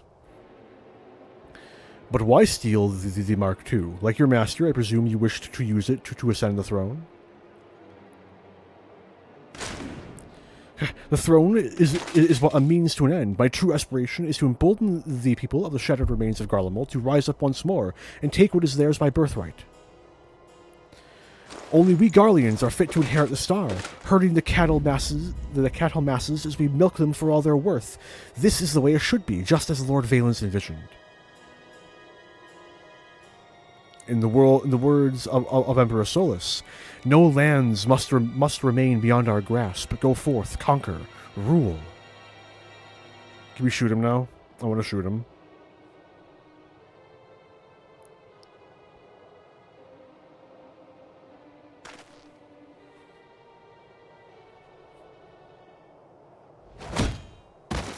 Hell yeah.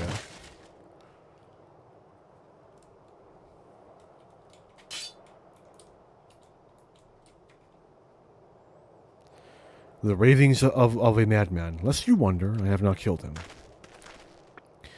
You have recovered the Mark II and apprehended our perpetrator. Let us return to Turncliffe.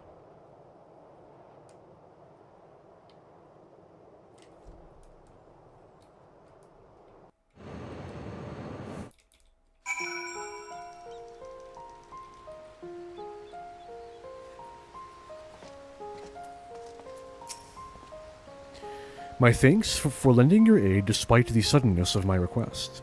The children will be able to rest easy knowing the impostor has been captured and the vessel reclaimed. That said, you were here on other business. Let us delay it no further. Now, could you enlighten me as to why you came to deliver clothing samples?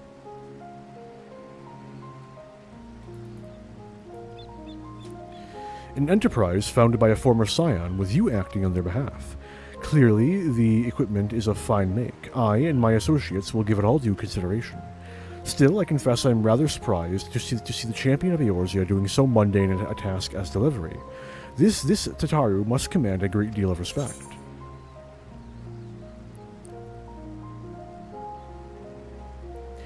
Tis unwise to refuse the coin keeper of the scions. To hear you speak so, she is clearly not one to be trifled with. I shall heed your words, should I ever meet her at the negotiating table. In any case, I believe your errand here is complete, but if you are willing, there is another I would ask of you. The boys are doubtless still unnerved by what happened earlier. I would assuage their concerns, make it clear to them that Valen's is well and truly gone, but it cannot come from a Garlean like myself. Could I prevail upon you to tell them in my stead? Thank you. I believe you will find the boys near the storage area. Pray give them the good news. Those children have no doubt come to fear Garleans. My presence at this time would likely cause them undue distress.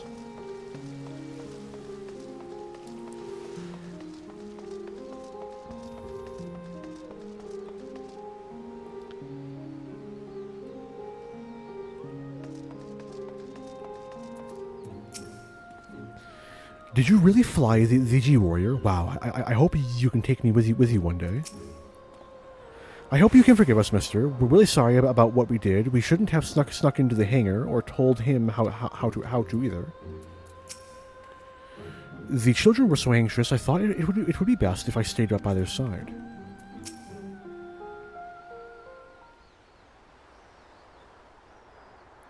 Oh, you're back. Please, mister. You have to tell us what happened. So you got the machine back. You're amazing, mister. If that man was just pretending to be Valen's, does that mean that the real one's not coming back? Most assuredly. Yes, he's gone for good, my dear. Pray remove any thoughts of that wretched man from your mind. Thank goodness. Even now, I see his face in my dreams every night. I'm always so afraid. I want to tell Miss Allie, but I know I mustn't. She's been through so much.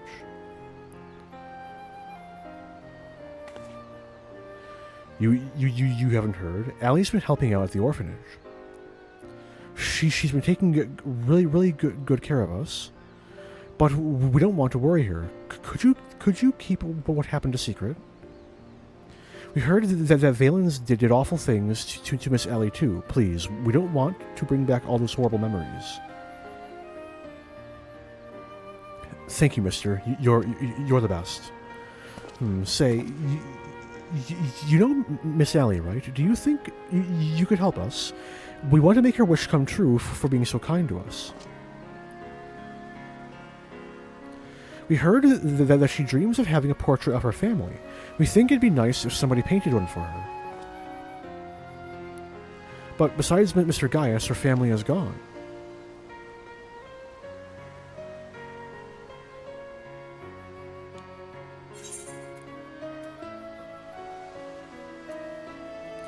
Perhaps we could somehow manifest their likeness for the artist to see.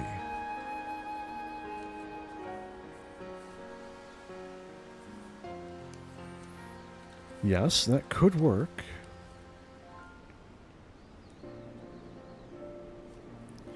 Leave it to me. I may have just the thing.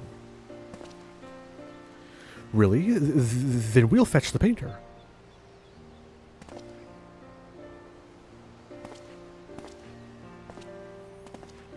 Could you tell Miss Allie and Master Gaius to meet us at the lookout? Then I shall take a leaf out of Nero's book and prepare a surprise of my own. Pray meet me at the lookout once you've spoken with Gaius and Allie.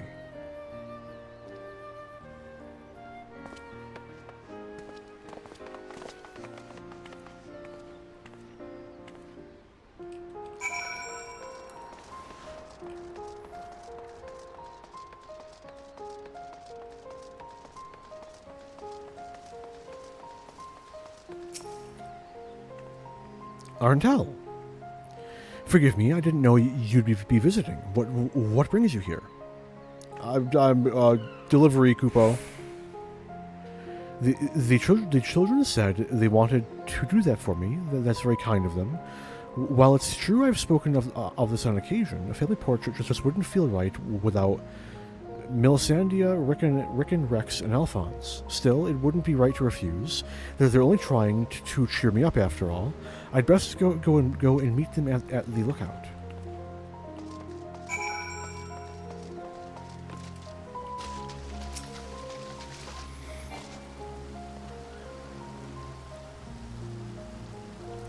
Have you spoken with the children?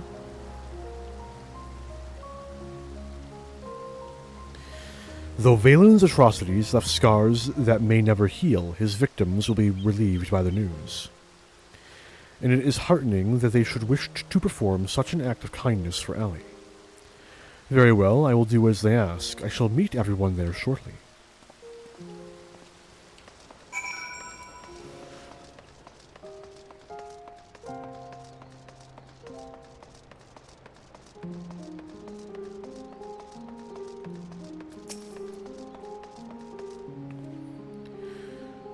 They are on their way then? Perfect. I have made my own preparations in the meantime.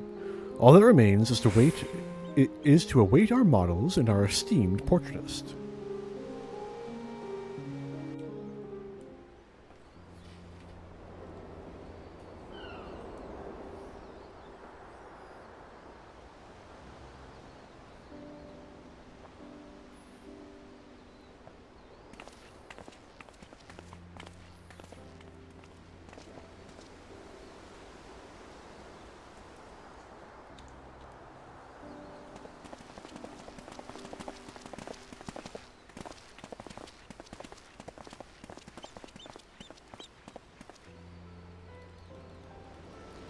Gaius, Ellie, would you mind standing over there?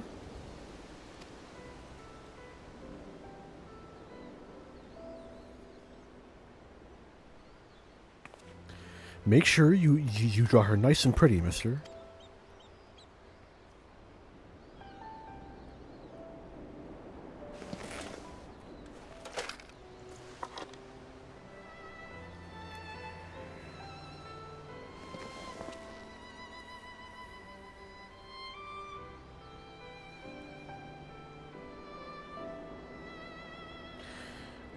Did we do it right? Are we making her dream come true?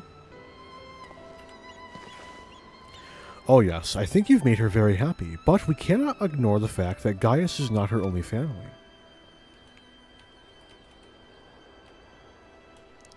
I know, but everyone else is gone. I wish we could have done more for her. Don't worry, child. As I mentioned, I prepared a little surprise of my own.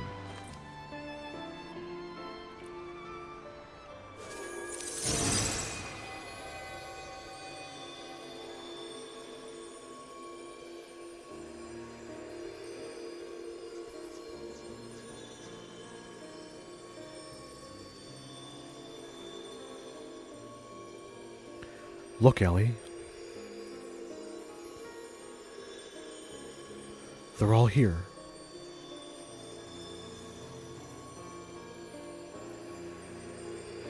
Well, I understand your surprise. You'll have to sit still for the portrait, I'm afraid.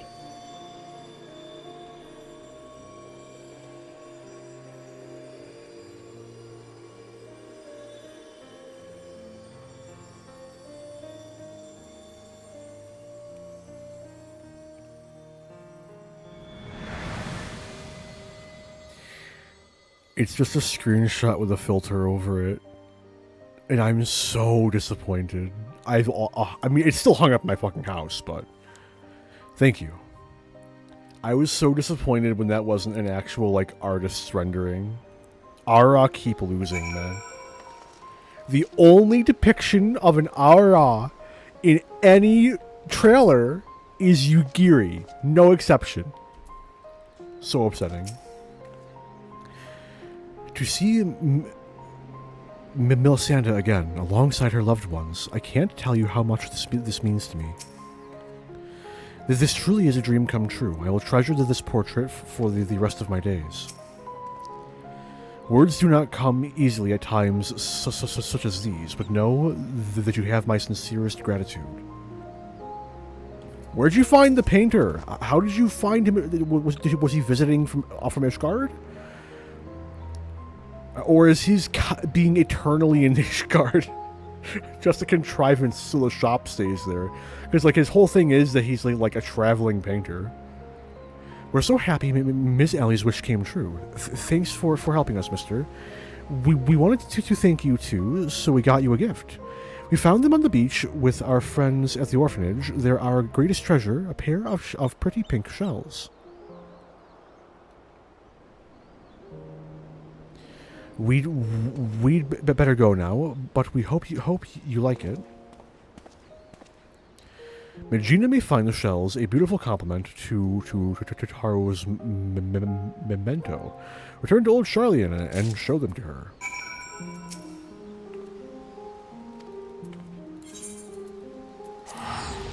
To old Charlian, huzzah!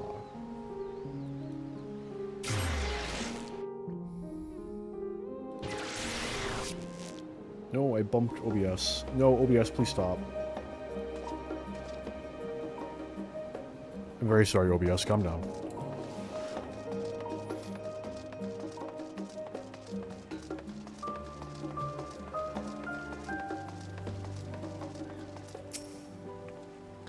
Welcome back, Arentel. How did you fare with Gaius and Turncliffe? My goodness, not only did you help him recapture stolen War Machina, but you even helped fulfill his daughter's dream. I'm not sure whether I should be in awe of your ability to solve problems or offer my commiserations for encountering so many in the first place. Mayhap this is simply the lot of a distinguished adventurer. Which reminds me, were you able to procure a new adornment for Mr. Tataru's necklace? My, they're simply remarkable. These must be the fabled rose shells of Verlet. I hear they're both rare and beautiful, making them the perfect choice for various types of jewelry. If we polish them and make a few refinements, I'm certain we can incorporate them into the necklace. Ah, there's something else in this package. A rolled canvas of a portrait. It seems like it must be a gift for you.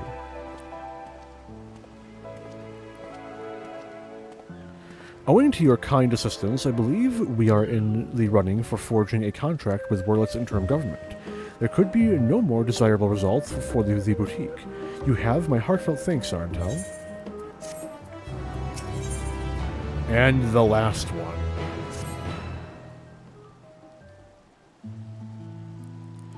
Arntel, I have wonderful news. Thanks to your tireless deliveries, we are now overwhelmed with orders. Mr. Tataru's plan was a success. Damn it, I didn't swap off Log Gunbreaker. Oops. There's another shipment sent. I didn't think I'd ever pack so many parcels in my life.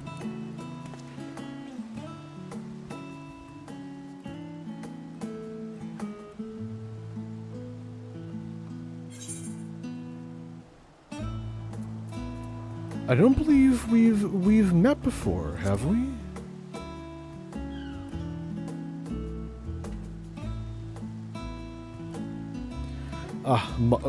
My apologies. Allow me to introduce myself. My name's... I don't even know where to start with that one. Very sorry. Like so many Hanish refugees, I left my home in Palakistan and came to Charlian during the final days. You saved my life more than once.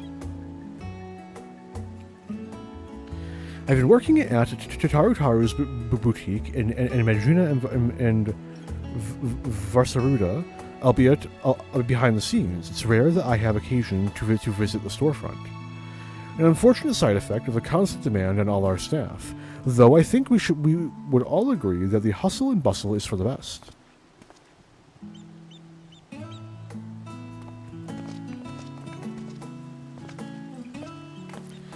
But don't you wonder what we'll do once the samples have served their purpose? Our equipment is crafted to last, which is wonderful, of course, but also means that our customers are not like to require replacements for some time. Therefore, if we are not constantly receiving new customers, our good fortune will eventually sour, no? Mistress Tataru isn't so foolish as to have not anticipated such things. I'm sure she's already coming up with new and exciting products to offer our existing clients. Actually, I had an idea of my own, for a new product, I mean. In fact, I presented it to Mistress Tataru just the other day, a new uniform to outfit the academics and researchers of Charlian. Oh, how enterprising, and what did she say? Well, she seemed hesitant, which I could only interpret as reluctance to hurt my feelings with explicit rejection. But then she told me to look into it further and draft a formal proposal for review. That's wonderful, Medjina. When she said to look into it further, did she mean for you to conduct some manner of market survey of the academics and researchers? Just so, but, well, some are involved in such sensitive work that simply approaching them is out of the question, which is to say, my petition to enter Labyrinthos was denied. Instead, I decided to try the studium. A secretarial mammoth was only too happy to schedule a meeting with an academic representative. But now that it's come down to it, I'm feeling ill with nerves. If it were on Mr. Tataru's behalf, it would be different, but this was my initiative, my idea. I'd offer to accompany you, but I have to mind the counter. Perhaps you could offer Medjina your support. I'm not doing anything else, may as well. Oh, thank you. Can I come as well? I'd like to start thinking of what samples we'll need for our artisans once your plan is approved. Of course, very well. Then off to the studium we go.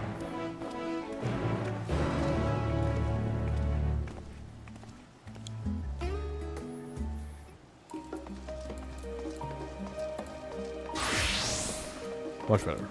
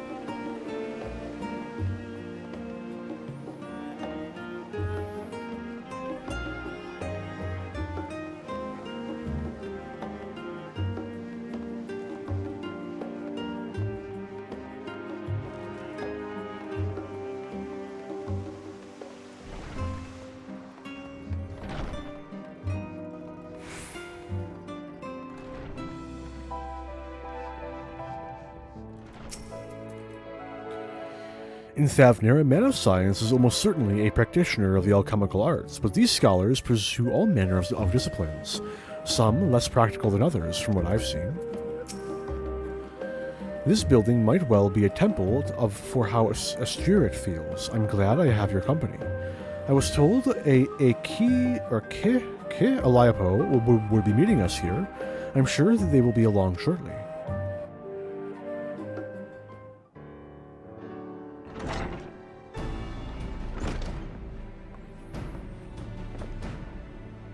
Hello, representatives from Tataru's boutique, I presume. Oh, Arentel, what a pleasant surprise. Though I suppose your presence should merit no shock at all, given the breadth of your generosity. Pleased to make your acquaintance. My name is Megina, and I am ever so obliged to you for making the time to speak with us. Kielipo at your service, and there's no need to stand on ceremony. I assure you, most of our academics are far more concerned with their research than pleasantries. Admittedly, to their detriment at times. Anyway, how may I be of help today?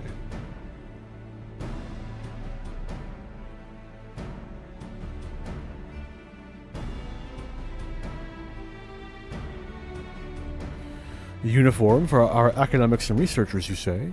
I myself am ill-equipped to offer an authoritative opinion on the matter, so permit me to arrange some meetings with faculty representatives. Please make yourselves comfortable in the auditorium while I go and summon a few of our more personable personnel.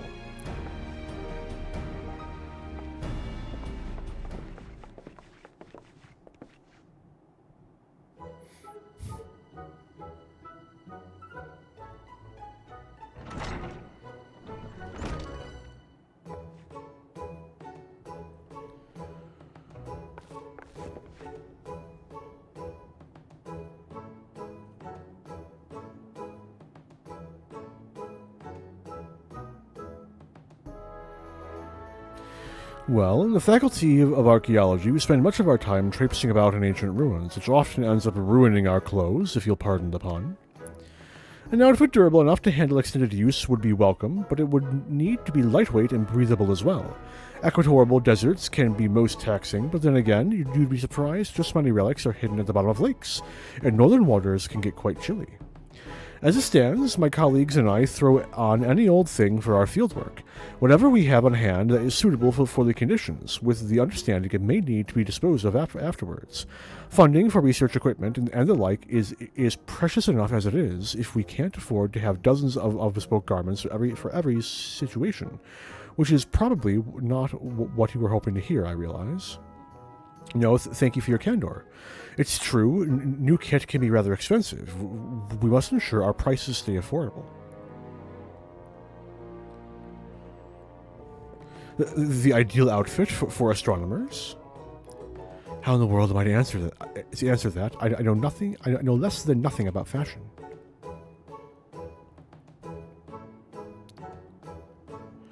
Well, I suppose we astronomers often conduct our celestial observations from locales remote and subsequently chilly. You know, mountaintops and the like, so something warm? If warm is truly their only requirement, then I think it's safe to say this is the opposite of an untapped market niche. The Faculty of Medicine has strict requirements for dress on account of hygiene regulations. Fabrics that are resistant to stains and possess antibacterial properties are a must, for example. Additionally, we students of nutritional sciences must vigorously dart about the kitchen, so dressing for comfort is nearly as essential as cleanliness, and if it were fashionable enough to perhaps inspire others to follow in our footsteps, all the better.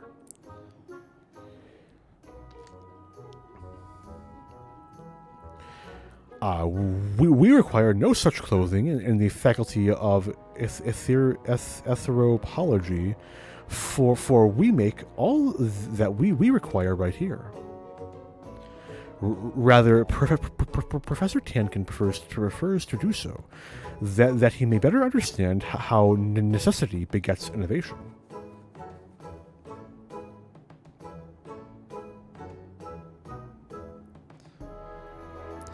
An outfit that ameliorates aether sickness without a doubt.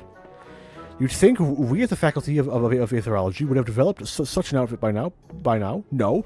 But alas, our primary projects demand every moment we possess. We cannot afford to divide our resources.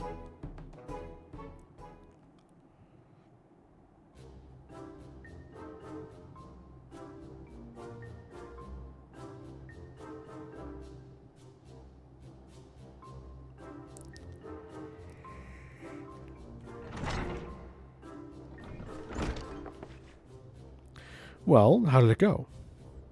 I don't know, to be honest. Everyone has such different preferences, I'm not sure if it's even possible to satisfy them all.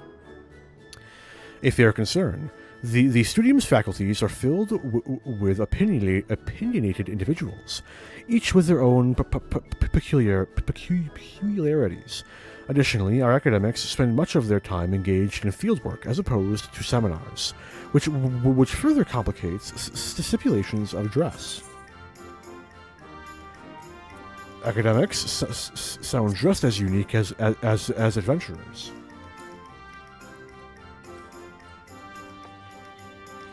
Indeed, it was naive to assume that one type of uniform could account for the needs of all academics. We had best return to the boutique. Thank you for your assistance, Mr. Saliapo.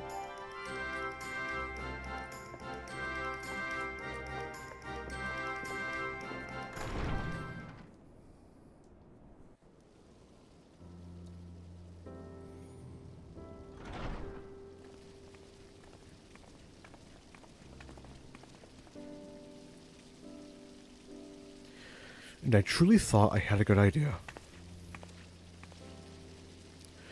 No doubt, Mr. Tataru knew its folly, but had me research it. Had me research it regardless, so that I might reach the conclusion on my own.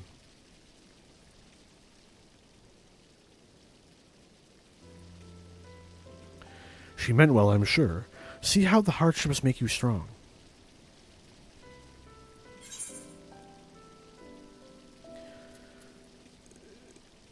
That's an important phrase to you, isn't it? I know where I heard it before. Indeed it is. It comes from the teachings bestowed upon us by the old gods. Many Hanish held fast to those words and their wisdom during the final days so as not to give in to despair.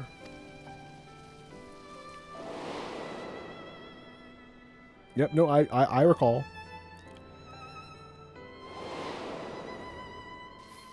I wonder if those screenshots are going to get updated with the graphics update, or if they'll just remain a time capsule, you know, along with all the other flashback screenshots, like the one with Zero, all at least a handful of the Yotsuyu ones.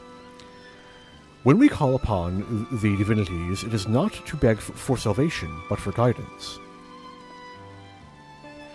So long as we live by their teachings, there is no hardship we cannot overcome. That is the core tenet of Hanish faith that has seen us through much adversities since the founding of our nation. It is, as you say, yet until you did, it did not occur to me to consider how they might apply to my personal struggle.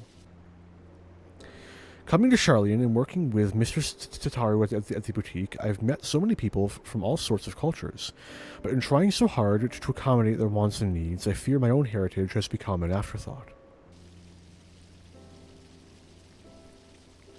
There's no shame in dedicating yourself to your work, and as we all have our limits, compromise and sacrifice are inevitable. It may surprise you, but once I aspired to become a steward. To look back on it now feels fanciful. Strange that we so easily let our dreams be cast aside by circumstance. I swore nothing would stand between me and my chosen path, and yet here I am. I know the divinities will guide us wheresoever we go, but what if we stray too far? Would I be a fool to suggest perhaps we should return to Thavner? But Mr. Tataru has done so much for us. We cannot simply leave the boutique on a moment's notice. Maybe not, but what of our family and friends? It is one thing for us to send money and well wishes, but I wonder if we could do more if we were there, helping to rebuild. We haven't been back to the village since the final days, and if we're already forgetting our old lives, I don't know. I think Mr. Tataru should know how we feel. We feel is all.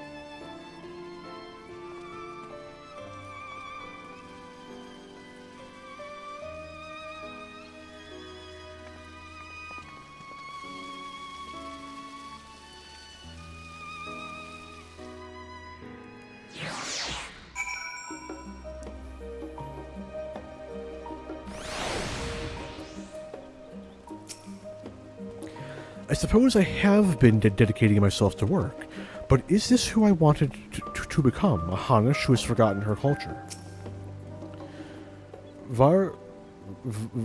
Varsaruda says that Mistress Tataru will be stopping by soon. When I asked how she felt about returning to Thavner, she said she'd need time to consider. For my part, at least, I think consulting with Mistress Tataru will help put my mind at ease.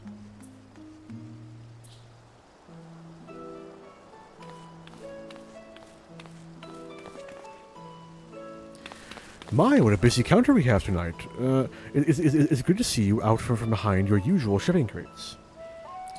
Yes, I thought I'd come and help Medjina with her research. We've just returned from interviewing academics at the studio. About that, Mr. Tataru.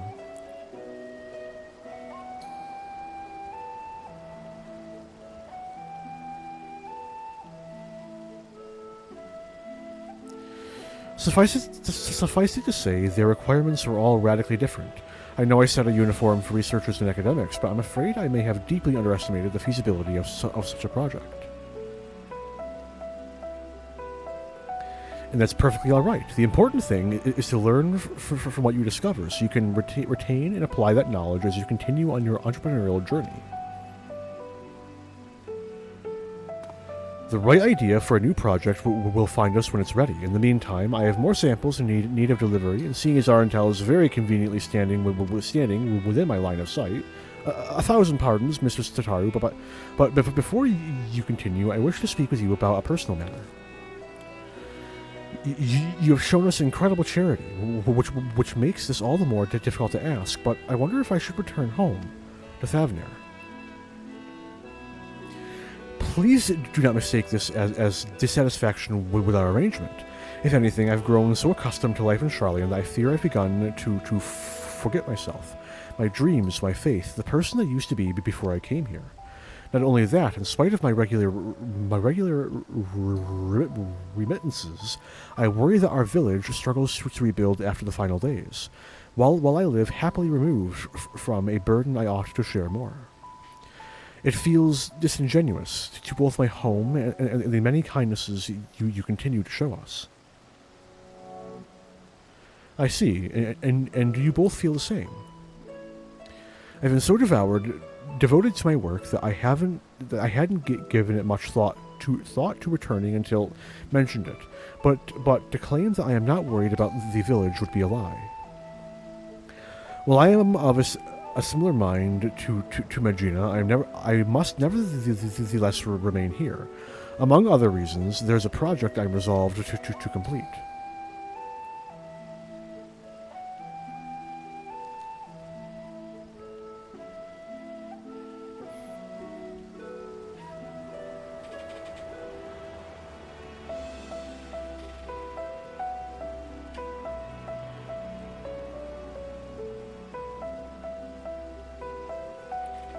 Well, I would be very sorry to see any of you go, but if remaining here causes you grief, I will spare no effort to see you safely home. Which is why I have decided that our next set of samples will be delivered to Palika Stand. Furthermore, I ask that those who wish to visit accompany Arantel on his errand. Seeing how your village fares is no doubt the best thing for you both right now.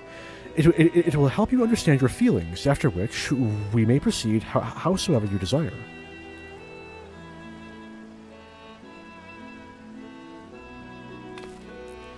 And, should your colleagues require it, I'm sure you can be relied upon to dispense the perfect advice.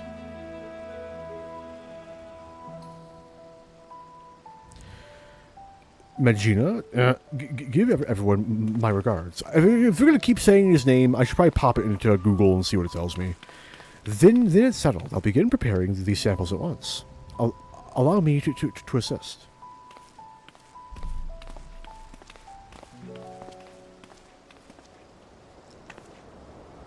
No matter what happens, we must finish Mistress Tataru's necklace. Are we ready to proceed with the restoration, do you think? I dare say we have enough additional materials thanks to Arantel's dedication.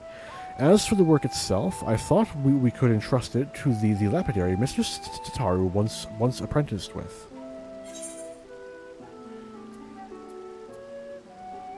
I'm sure that will mean a lot to Tataru.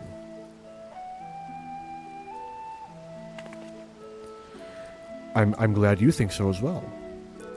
Let's leave the necklace in Var Saruda's capable hands and join... Oh, come on, fine.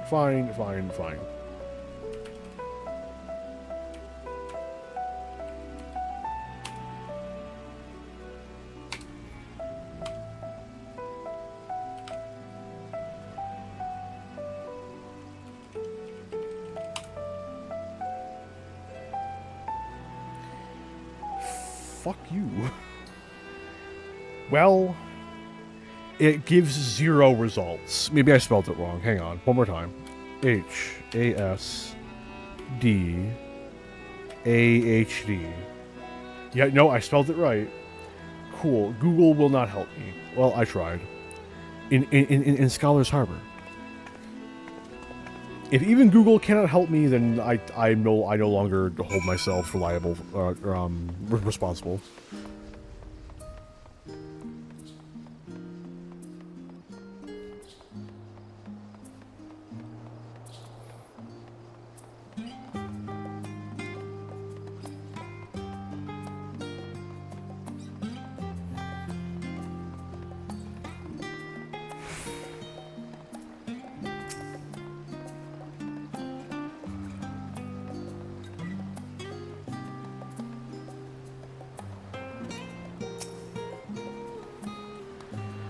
I never imagined we'd get the opportunity to return so quickly. I hope everyone is doing well.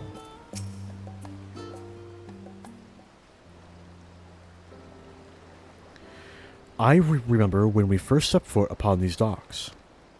After a long, exhausting journey through frozen wastes, after surviving those horrid beasts, Mistress Tataru was a warm beacon of light.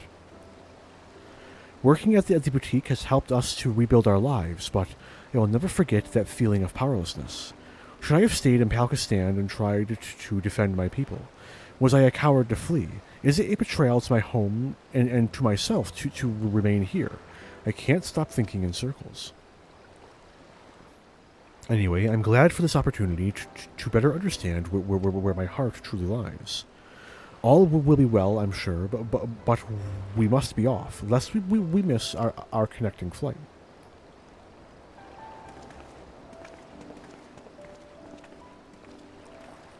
You guys never thought to attune to the Aetheryte sit smack in the middle of your home village? The fuck?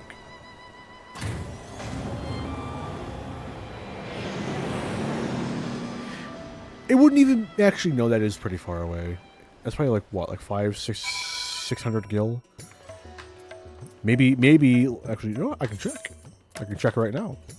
Hang on. Maybe 1600 gil is just really fucking expensive to a normal person. How I've missed the smell of spice and its warmth. We're back. We're truly back in Thavnir. Was Razdathan always so grand? I can't believe we lived so close yet so rarely made the trip. You remember how it was. Village duties always kept us all too busy for travel. Defending pilgrims was tiring enough for the stewards even before the final days. I wonder how many temple roads are still traversable. If even those in Razdathan struggle to travel for worship, our feelings of estrangement may be more common than we think. Since we've come all this way, would you mind terribly if I tour the city on our own? Let's plan to meet in Palkistan and on.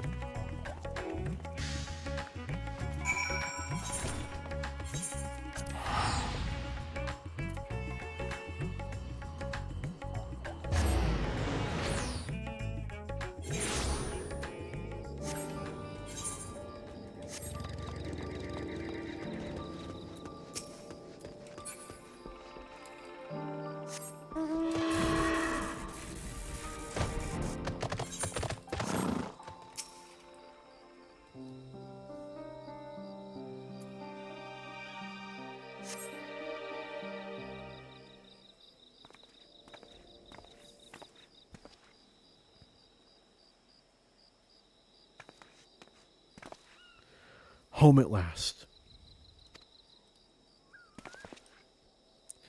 Yes, home. I can finally breathe again. Come, let's go and find the Elder.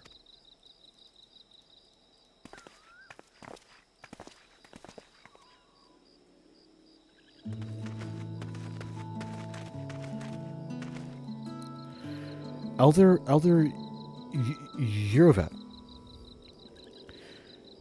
Magina, how wonderful it is to see you. I have been so worried. Tell me, how is life in Charlian? Oh yes, Elder. Our employer, Mistress Tataru, is the kindest of businesswomen. In fact, she arranged for us to accompany our intel on his errand here, so we might enjoy some time at home.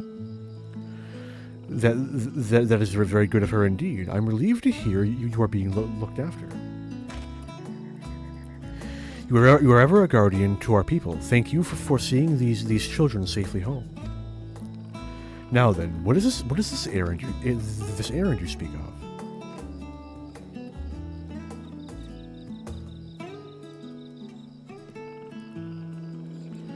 How splendid! Our stewards shall put these to good use.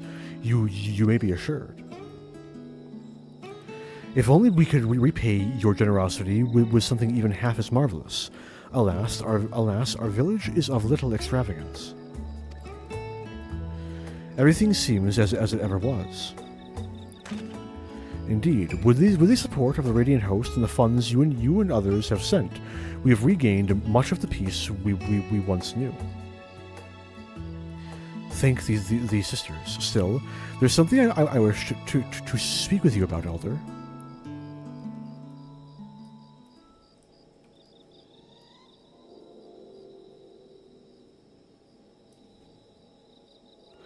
You are worried your heart grows distant from Thavnir, that you have wandered too far from home. But my child, it is only right that you should wander, that you should roam. Your heart's connection endures, no matter where you go. You yet think of us fondly enough to visit, yes? And you send us what gale you can spare, do you not? Gestures, perhaps, but not true commitment. Should I not be here with all of you, working to restore our village? There is no restoring our village. Without those we lost, Palakistan will never be what it was. We must instead do all we can to become a new village with a new future ahead of us, although the particulars of our path are not yet clear to me. How so?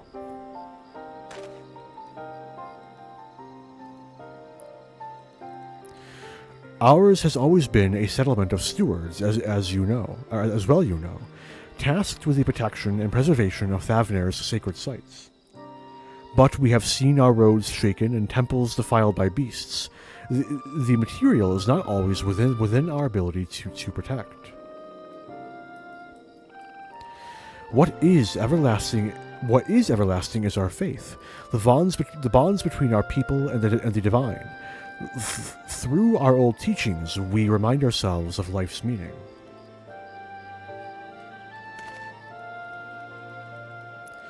Yet, if we wish to ensure our traditions endure for generations to come, should we not strive to do more than maintain our temples until pilgrims deign to visit? But I do not wish to tire you with an old man's musings.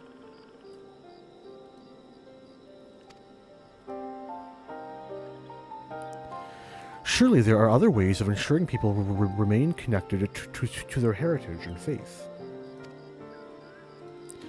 All we need is the right idea, something new our village could offer. Well, my words seem to have inspired you, and with the worldly insights you have gained, I'm sure the future you envision for Palakistan will be nothing short of remarkable. But there is no need to rush. Take some time to speak with the others and make yourselves at home.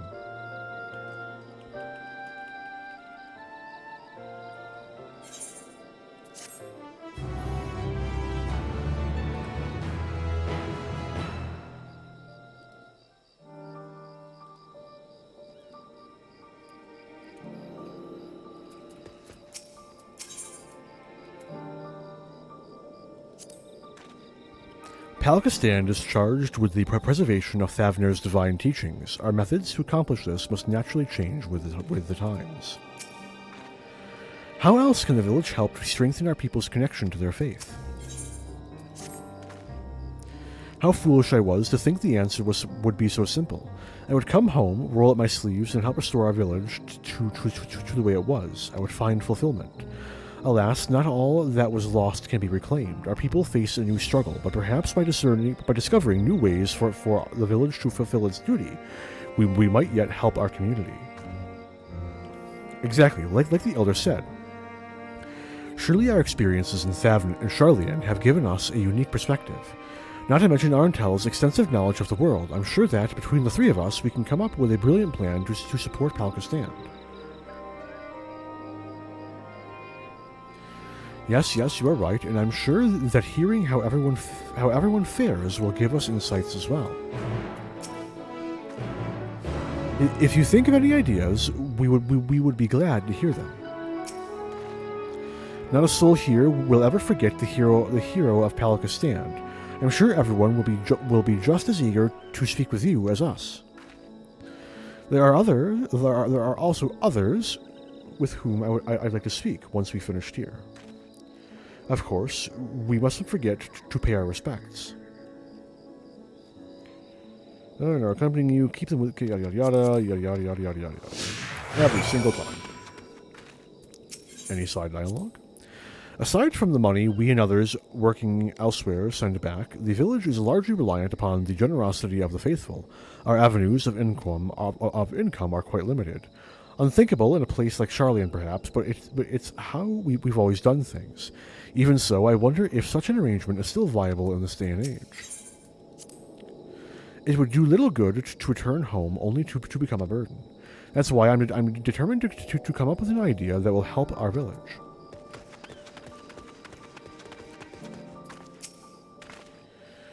Excuse me, I couldn't help but notice that beautiful equipment you delivered to the Elder. As a weaver who crafts armor for our stewards, I would love to hear more about its origins.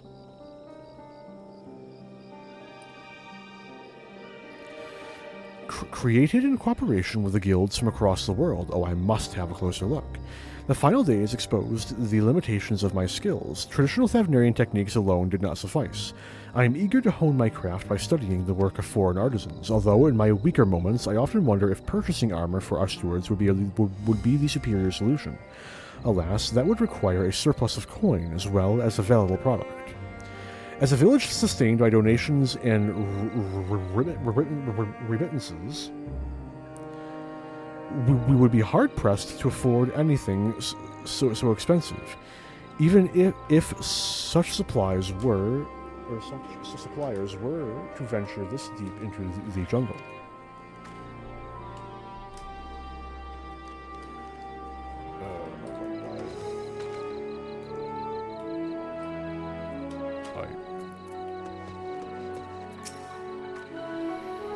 I will ask the elder to show me those samples later. Thank you for bringing them this far.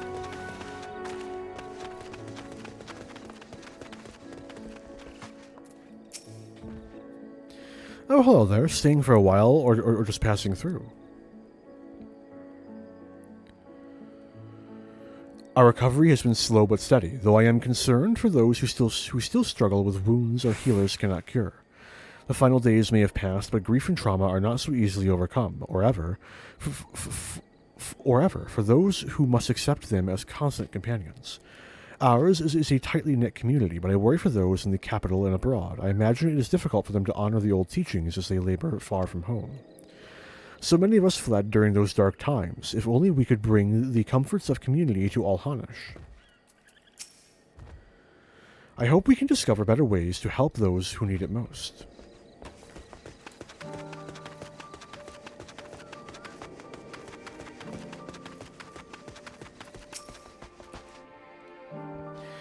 If it isn't in Medina, accompanied by our savior no less, welcome home, welcome home. True, we're a bit short-handed these days, but we manage nevertheless. While there's a happiness in being reunited with our young ones, we're just as happy knowing that you are walking your own path, no matter where it leads. I remember couldn't wait to become a steward when he was little, but as far as I am concerned, sending aid from afar is just as praiseworthy as tending to the temples here.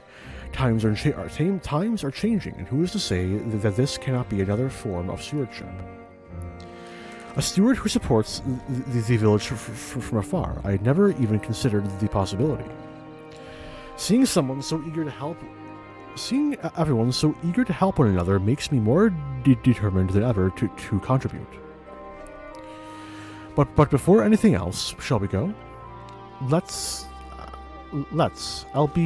It'll be good to visit. To Perusa then. Could we ask you to accompany us? The temple roads are perilous, and your presence would be a great comfort. I believe there are myriad ways a steward can express their devotion. Some might argue they must attend the temples directly, but I do not.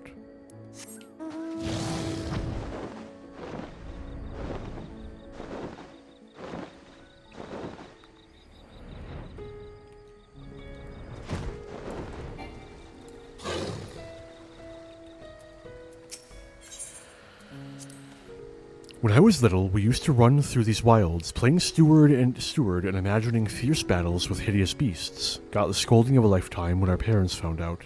But when it really happened, when the sky turned red and the jungle spewed forth unspeakable horrors, I could do nothing but cower. Perhaps that's why I feel so guilty for not returning, for not doing more, even if it may never be enough. But this time I will rise to the occasion. I never used to give much thought to those who walked these roads before me. Countless pilgrims who risked their lives for faith. Aware of the dangers ahead, they pressed on. So strong was their devotion, so sacred the tradition. 'Tis a perilous path you walk, so it is written, and so too our forebears must have felt when braving these jungles to reach what would become our beloved home. Man, it's a good thing I can fit two of you in the extant trunk on this fucking motorbike. Oh.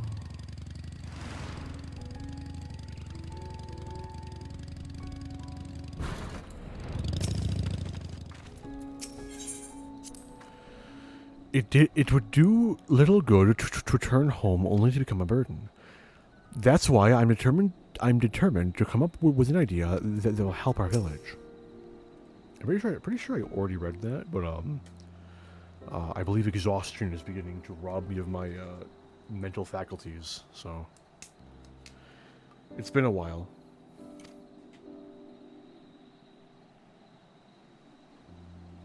Yes, but we made it. I'm home, Mother, Father.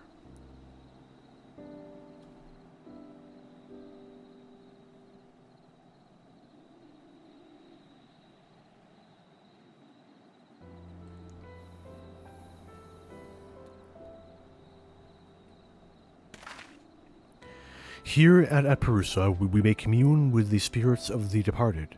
Neither Medgina's nor my parents survived the final days. I told them about how you saved us.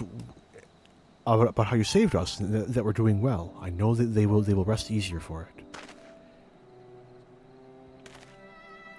May the next time we visit be to deliver glad tidings from Palakistan. Though I was relieved to find the village in a better state than I had feared, it seems that there are still issues we might help address. Finding a steady source of income, for instance, so the stewards can be properly outfitted without overwhelming our weaver. I was also troubled to hear about those who continue to struggle without the support of the local community. There must be some way to provide respite. Yes, indeed. The question is what? With good old-fashioned consumerism, of course.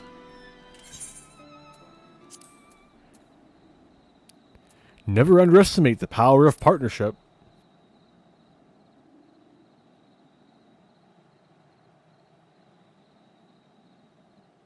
Have you considered turning Perusa into a car park? Indeed, Mr. Tataru developed the boutique through close partnerships, after all, and look how far it's come. Wait, that's it. If Palakistan were to enter into a partnership with the boutique, that might lead to great opportunities. I think you're onto something. If the boutique sold wares the village produced, for instance, our people would have a reliable revenue stream. But what can Palakistan offer, and to whom?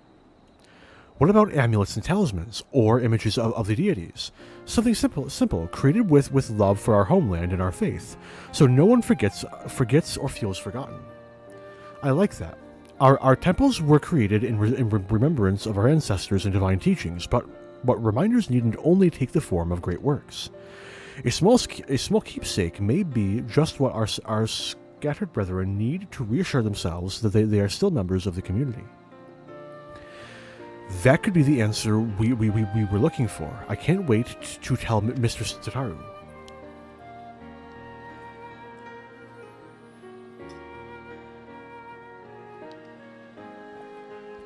Rather, I can't wait for you to tell Mr. Tataru. Medgina, it was your idea after all. Team effort, let us say. I certainly couldn't have come up with it without you and our intel. If our proposal is approved, Mr. Tataru will no doubt need assistance in Charlian. I'm ready and willing to provide it. What of you? What will you do? I too will return to the boutique. One day I will come home to stay, but for now I wish to do all in my power to help our village thrive. I'm relieved to hear you say so. Let us go and consult with the elder about our plan.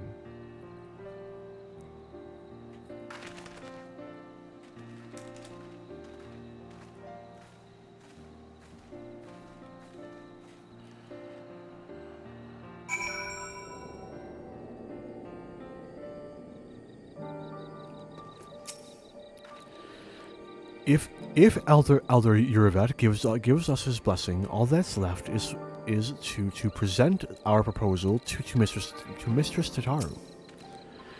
I was lost in a fog, unable to find the path forward, but Magina's brilliant idea has given me the clarity I needed.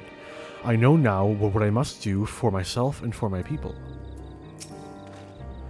I hear you were kind enough to escort these children to Perusa. Again, you have my gratitude.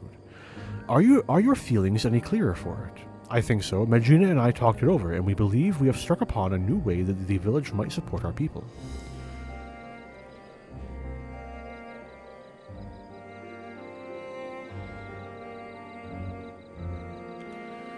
Tangible mementos of our faith, an interesting proposition.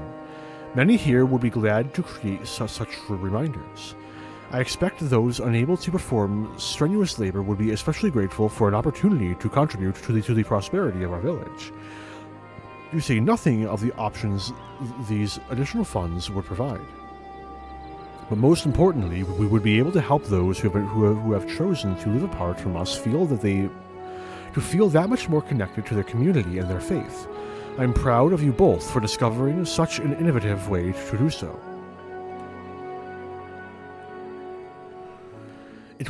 It would likely mean I would stay in Charlian for the foreseeable future. Then take with you the knowledge that no matter where your journey takes you, our hearts will always be as one. May the sisters guide you. We'll come back again, I promise. In the meantime, we shall see our plan to fruition. I will send word once we've determined the particulars.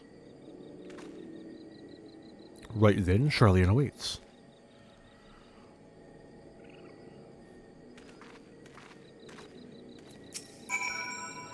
To think those two were once mired in all-consuming sorrow, I can hardly recognize them now. I'm sure I have you and the Charlian benefactor to thank for their recovery. Please extend my warmest regards to this Mistress Tataru when next you meet.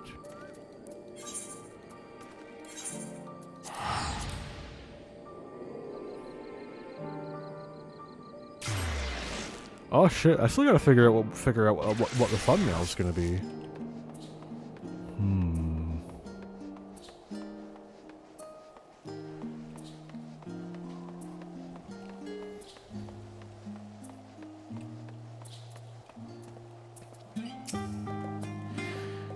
Even Varsaruda likes her idea. Here's hoping Mistress Tataru does as well. Why is there no small talk option? Anyway. She's an excellent character with lines. Give her a small talk option, please. Arantel, the necklace is back from the lapidary. He had nothing but fond memories of Mistress Tataru and was eager to pour his everything into the restoration. The result is magnificent. The original sapphire, accented with black pearl from the ruby sea and rose shell from Wurlet, united by a length of maki leather, a singular necklace symbolizing Mistress Tataru's past and present. By these sisters, what a remarkable gift. However, it wants for a finishing touch. Preferably by your hand, Arantel, and after hearing about your visit to Palkistan, I know just the thing. In short, we will be proposing a new line of products to help our people feel closer to their roots, yes? So in honor of Mistress Tataru's roots, I would have you inscribe the symbol of Naldthal upon the back of the pendant. It would be... I'm a fucking master goldsmith. Of course I can do it. I'll do my best. Means I'm gonna fucking make it a hyper intricate mural. How intricate can I make the fucking symbol of Naldthal? A little bit of embellishing.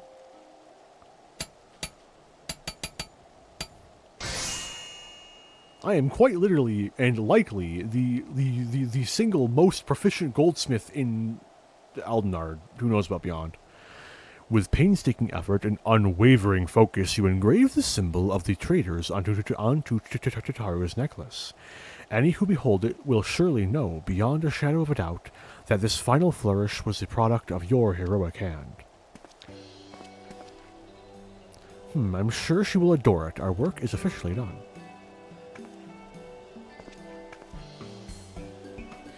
I've just received word from Mistress Tataru. She should be arriving in Scholar's Harbor soon. Let's go and meet her there.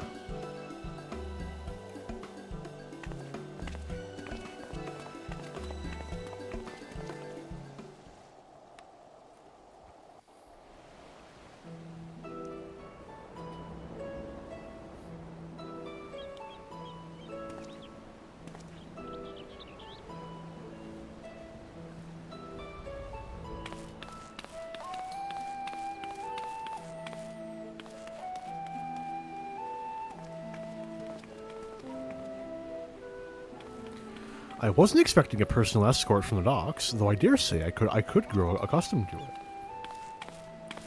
How was your time in Palakistan? Did you find it worthwhile?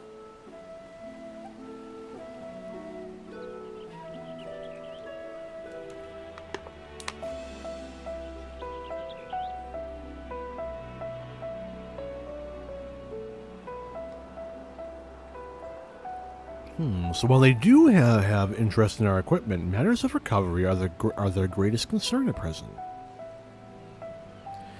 Recovery, yes, but also growth, which may lead to a lucrative opportunity for the boutique. If you will permit me to suggest another product. What if we offered handicrafts designed and produced by the people of Palakistan? Authentic works representative of Hanish culture. For those of us living abroad, reminders of home would do wonders to ease feelings of estrangement, and for others, such pieces would be appreciated as beautiful works of art. Our village is up to the task. You will not be disappointed. Doubt not their conviction, Mistress Tataru.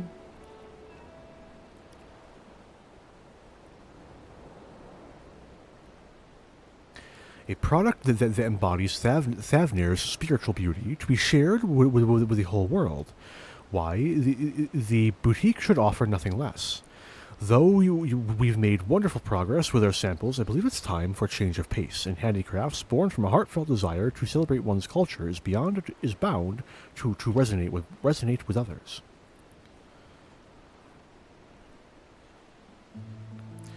Given her eagerness, I presume Medicina intends to stay and help facilitate this new venture. But what of you? You felt the call to return to Thavnir rather more strongly, as I recall.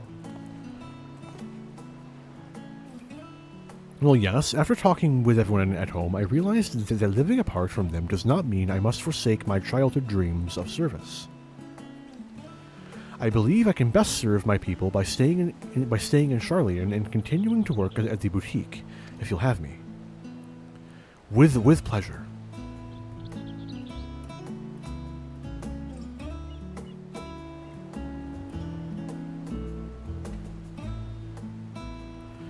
Mistress Tataru, if it would not be untoward, we would like to present you with a small token of our appreciation for everything you've done for us.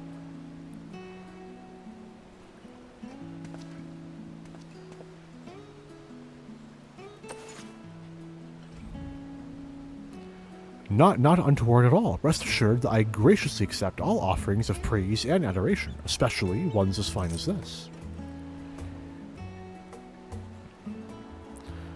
But how queer that this sapphire looks remarkably like the one my... Arentel, is this my mother's sapphire? Hers, and now rightfully yours.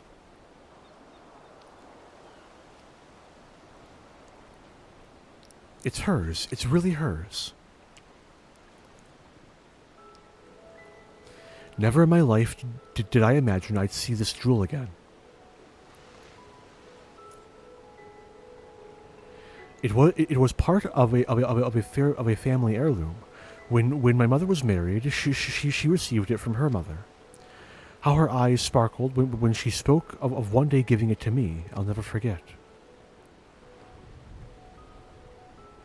But when Father's business failed, we lost everything. And that was the last I saw of it. Though your heirloom did not survive in its entirety, Master Pippin managed to recover the sapphire. From there, we collected parts from clients during sample deliveries and commissioned the necklace you now hold. Now that I think of it, Arntel often did receive mysterious gifts from those visits, and so that's what it was about.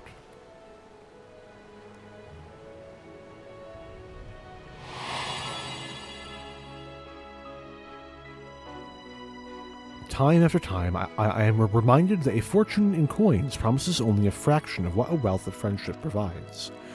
When my family lost its last skill, I became a lapidary's apprentice, and that's how I met a certain miner named Minfilia.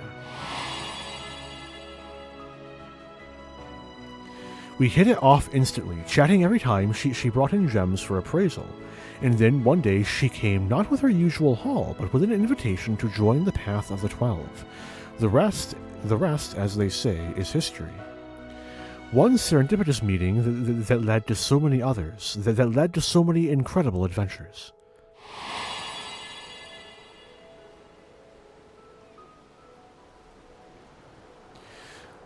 That saw a poor little girl reunited with a priceless memento.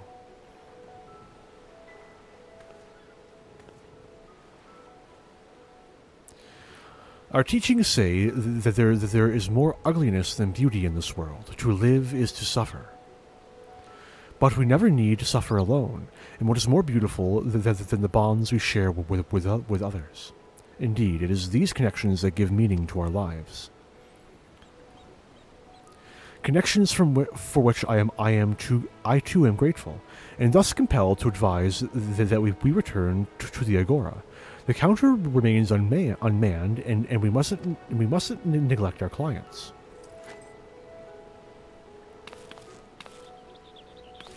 Quite right. Back to work with the lot of us. We've got new products to plan.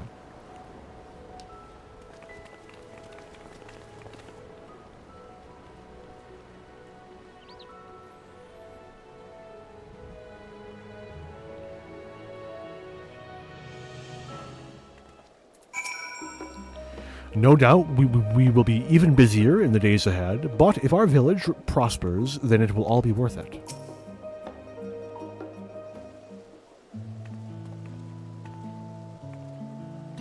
Arntel, on behalf of the entire boutique, allow me to thank you for all you have done.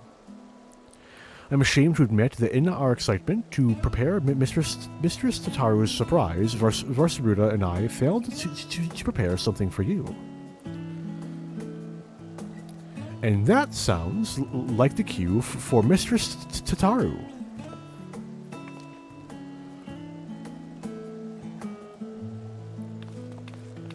I have completely forgotten what you got from this quest step. Very soon, Arntel here will no doubt embark upon another journey to corners of the world unknown, as he is wont to do.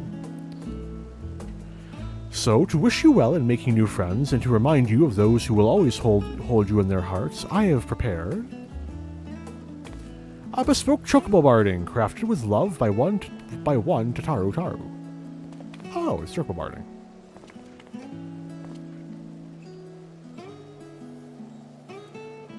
I will see if I can pick it out again, because I have forgotten what it looks like.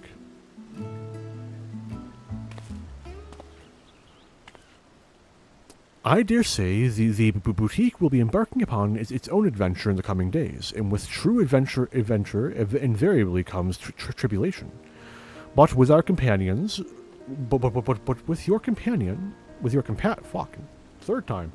But with your compassion, resourcefulness, and reliability, I have every confidence that we shall succeed in our respective endeavors. To even higher returns of both coin and camaraderie.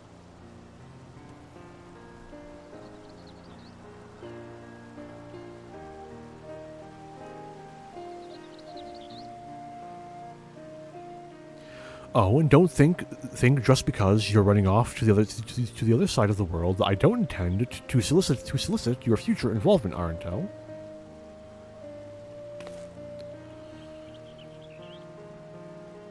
You won't escape me that easily. I'm an aetheryte trip away, because Only I can use aetherites, as it turns out. Unless the story demands it, of course. In which case, anyone can use an aetherite. Fucking... grr. And with that... I'm not going to say anything until I'm certain. There we go. And with that, we have wrapped up Tataru's grand endeavor. Oh. Actually, anything new? Our donors were pleased to hear that Mistress Tataru's necklace was successfully restored. I am so grateful for their cooperation.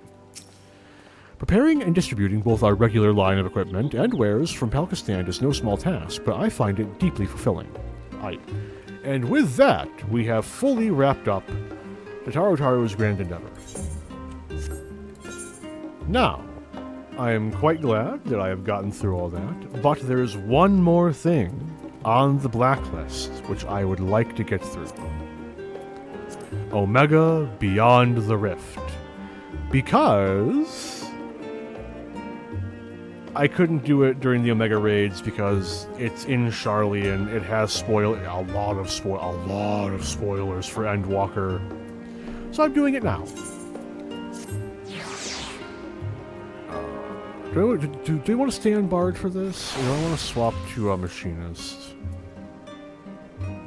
I'll stay on Bard. Bard gets isn't gonna get any screen time for the remainder of streaming, so I'll stay on Bard.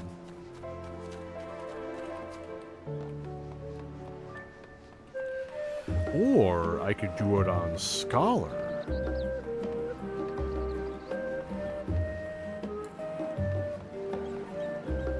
Because technically, there is one other instance where I'm planning on using Bard. I'll do it on Scholar. I'll take any excuse.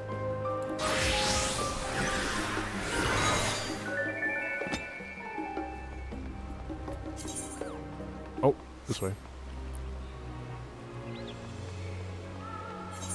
I don't think the visor... No. Does it? It doesn't.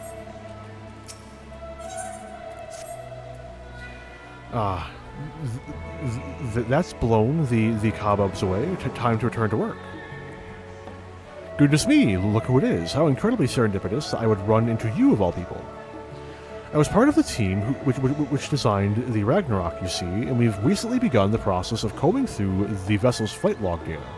The primary objective of your mission to Ultima Thule was to save our star, and countless others, of course, but it also provided us with an invaluable trove of information. Records of places and events we could only dream of. Your safe return gave us much to be thankful for. As it so happens, one of the things we pulled from the log was a transmission of unknown origin, something the ship must have intercepted during its flight. We believe it to be an audio message, but even our most talented linguists have been unable to decipher the language. For a while there, it seemed we must accept defeat, but today may be the day we finally solve the mystery.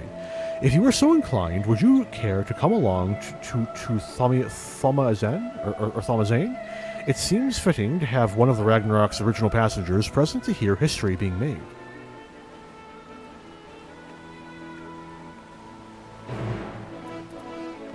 Honestly speaking, given the transformation in the transformation for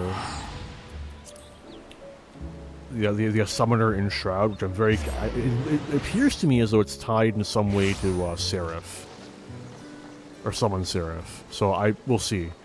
I'm tempted to change this glamour in the most simple fucking way possible, which is hang on, try on, die preview, apply. Just simply undye everything.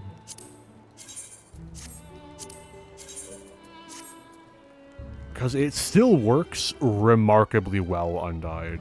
IMO. I wonder though, if I do this... Maybe dye the headpiece white to keep the stuff consistent. Yeah, that's awful. Yeah. Anyway. things to think about and problems to tackle only once Dawn Trail comes out and I have every job at 100. Oh boy, that'll be a mission. That'll be a mission that I partake in almost entirely on my own. No need to drag people through 1,001 dungeon runs, you know.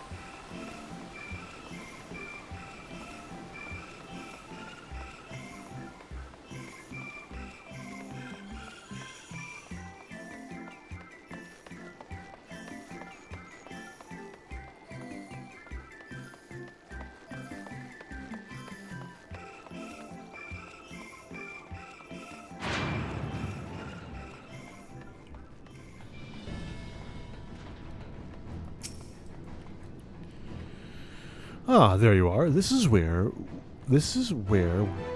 we are to meet the engineers from Garland Ironworks, who, I am told, potentially hold the key to unlocking our mystery transmission. They should be along any moment.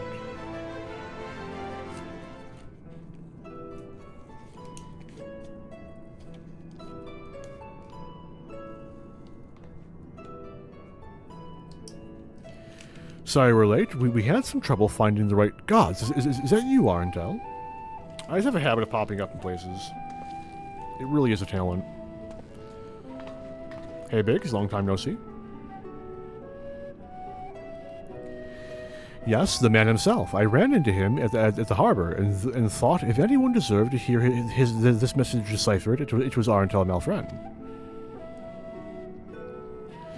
No argument here, but bugger me if you don't have a knack for being in the right place at the right time. This actually has more to do with you than you might think, so please, do stick around.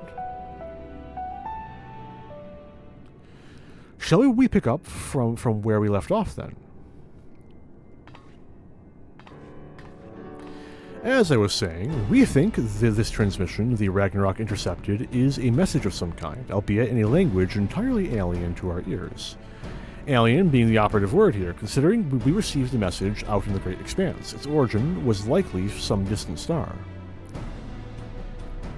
Unfortunately, our list of off-world allies is presently rather short. Thus, we were resigned to the fact that the meaning behind the message would remain beyond our understanding.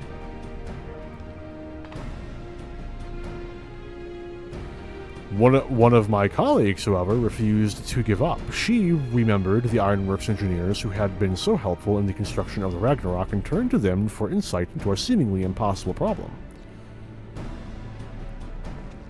Do you know what Wedge said when he heard what was going on? We should have Omega listen to it. I bet it can tell us what the message means. Not the Omega you beat in the Rift, of course. He's talking about the toy that trundles around with Alpha, the little model we made. We originally designed it to follow a chosen target and not much else, but I've seen it act in ways that, well, it's like it has a mind of its own. Then I got to thinking about those documents your lot sent the Chief, the full report on the final days.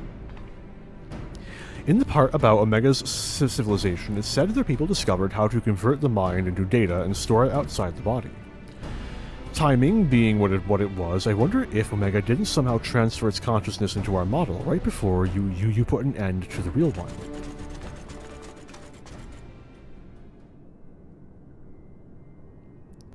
So, in an effort to get to the bottom of that, as well as take a crack at this indecipherable message, we decided to make some modifications. With help from Labyrinthos technicians, we've upgraded our toy Omega with a fully functional vocalization module. We played the transmission for Omega, and I think it's ready to share.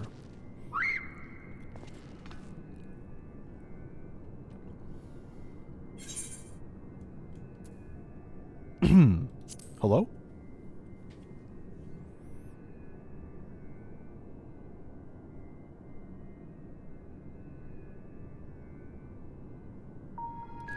Hello. Your greeting is a standard method of initiating communication, but in this case, it was imperative that you first establish my true identity.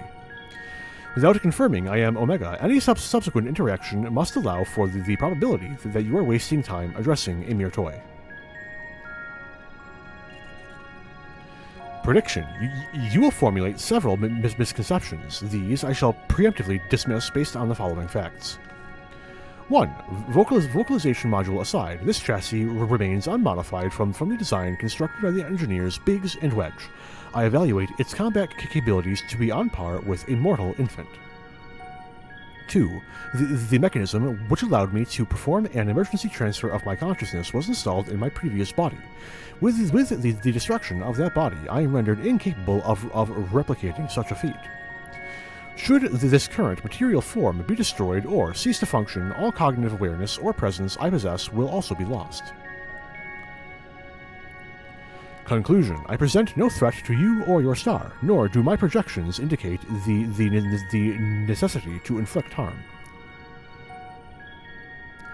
In the fraction of a moment before my annihilation in the rift, I re-examined my directives.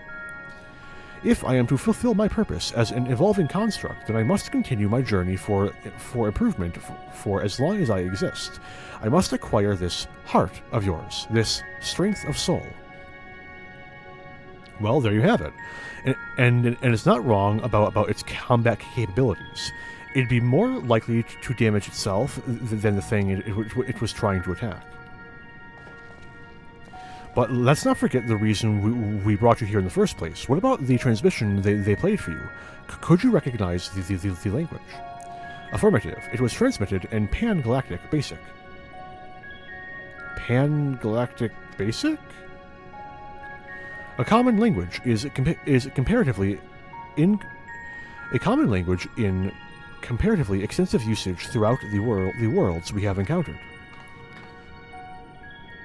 Which means you can finally tell us what the message said. That is a language you understand, yes? I understand it perfectly. I am fluent in over 6 million distinct dialectical codings. My cooperation in this matter, however, is conditional. Elaboration. Your chief Sid utilizes the floor as part of his unorthodox filing system, which allowed me to scan the report on the final days. I am aware that my home star, the one you call Alphatron, was obliterated in the aftermath of Sir and Medion's meeting. The existence of Dynamis has not previously factored into my projections, but I now comprehend the concept in theory. What fails to compute is why the Omicrons were not immune to its effect. Dynamis should have no influence on a race which possesses no heart. And yet, Sir expressed to Medion a desire to cease existing, illogical. I must pursue this anomaly further. Until the full equation becomes clear to me, I must analyze all the elements of the final days and deepen my understanding of the heart's intangible properties. To expedite this process, I require an external interpretation of those sections of the report which continue to produce errors in my calculations. I request the assistance of Arentel Malfren, as one who experienced the ravages of ultimate despair on multiple fronts and displayed immeasurable heart in engineering my defeat. He is the optimal choice to fulfill this role. So we either agree to your conditions, or you tell us nothing. I'm sorry to put you in a spot like this, Arentel. If you have the time and the patience to spare, we'd all be grateful if you could humor the toy's demands. Has Alpha dozed off? I suppose the subject was a bit technical. Rouse yourself, Alpha. You must listen to and consider these matters, even as I must. Why don't you make a trip out of it? Actually visit the places that has the things Omega wants to talk about. It'll make explaining stuff easier, for one, and also keep Alpha awake and alert.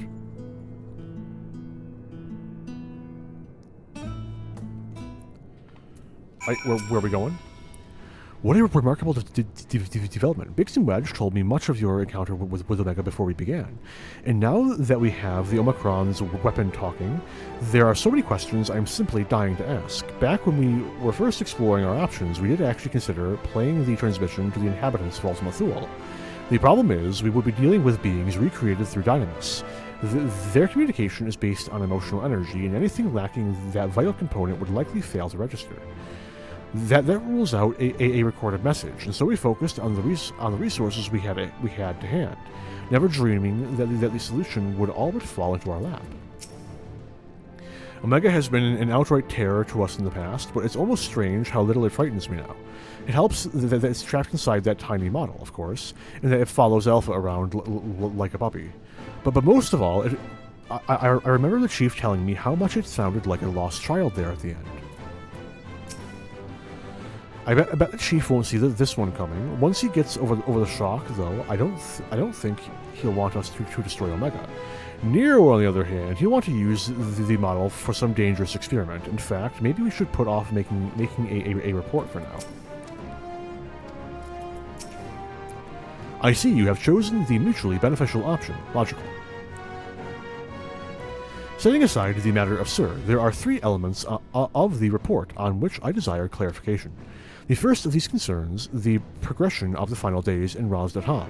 I recognize no pattern in those who succumbed to the transformation and those who did not.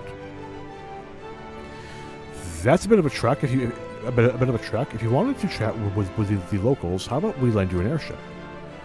We do not require such outmoded technology. Our teleportation spell is the most efficient option for long-distance travel. This chassis is a model, essentially a toy, and Alpha, despite his organic composition, is indistinguishable from a stuffed doll. Conclusion: we qualify as material possessions. Pick us up, and you can teleport the 3 of us to your destination.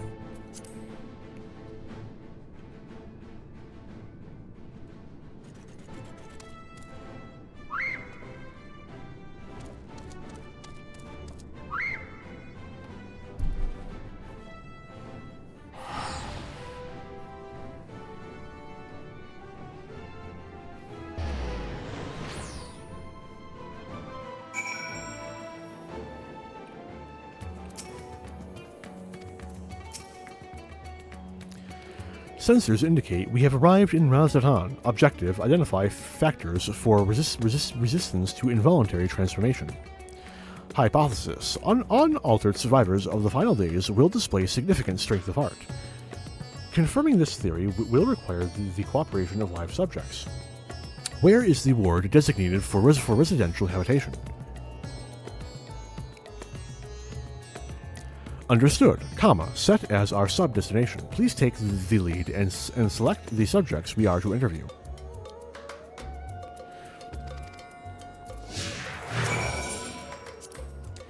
This body has no advanced navigational or geoscanning for functionality. You must lead the way.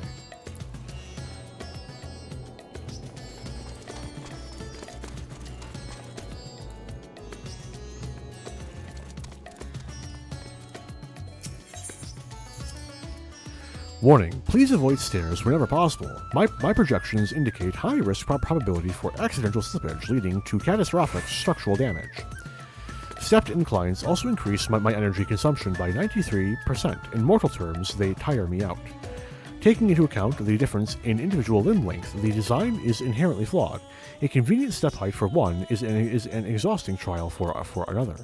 Were I to oversee the civic design of the settlement, I would construct a sloped conveyor belt which enabled automatic traversal, 0 personnel energy expenditure.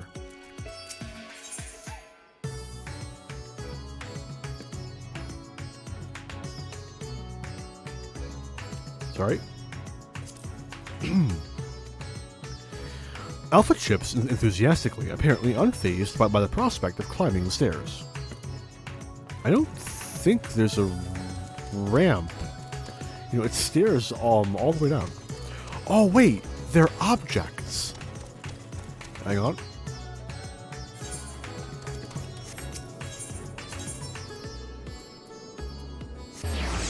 I can just teleport. And lore-wise, it makes perfect sense. Huzzah. Hey, don't I know you? Yes, after the beasts were taken care of, you told me to join everyone in the square. Thanks to you, I was there when Vritra gave his speech, and I found out who Varshan really was. It's a shame we don't get to play like we used to, but Mama says Vritra has been busy putting the city back in order. Maybe I can work for him one day, when I'm a man grown. Vitra, Midgard Somer's offspring, yes, and this child wishes to put himself at the worm's command, that he might make his own contribution to society. A pattern emerges. I predict that the Hansh survivors are those who had ingested Vitra's blood and become his draconic minions. Though dragons were no match for our civilization's might, their combat capabilities are not to be underestimated. It is unlikely they would experience emotions of dread or uncertainty as exhibited by lesser beings in times of undue stress. Dragons? I'm not a dragon, and I never ingested anyone's blood either. You are not of Vritra's horde, so you are possessed of no hidden means to fight off the beasts. What of fear, then? You were frightened? Yes, I was frightened. I just hid and hoped that they wouldn't find me, at least until he told me it was safe to come out. I still see Varshan around from time to time, you know. They say he uses that body to scout places where his Vritra body can't fit. He even talked to me once, but it was just too strange hearing grown-up words coming from Varshan's mouth.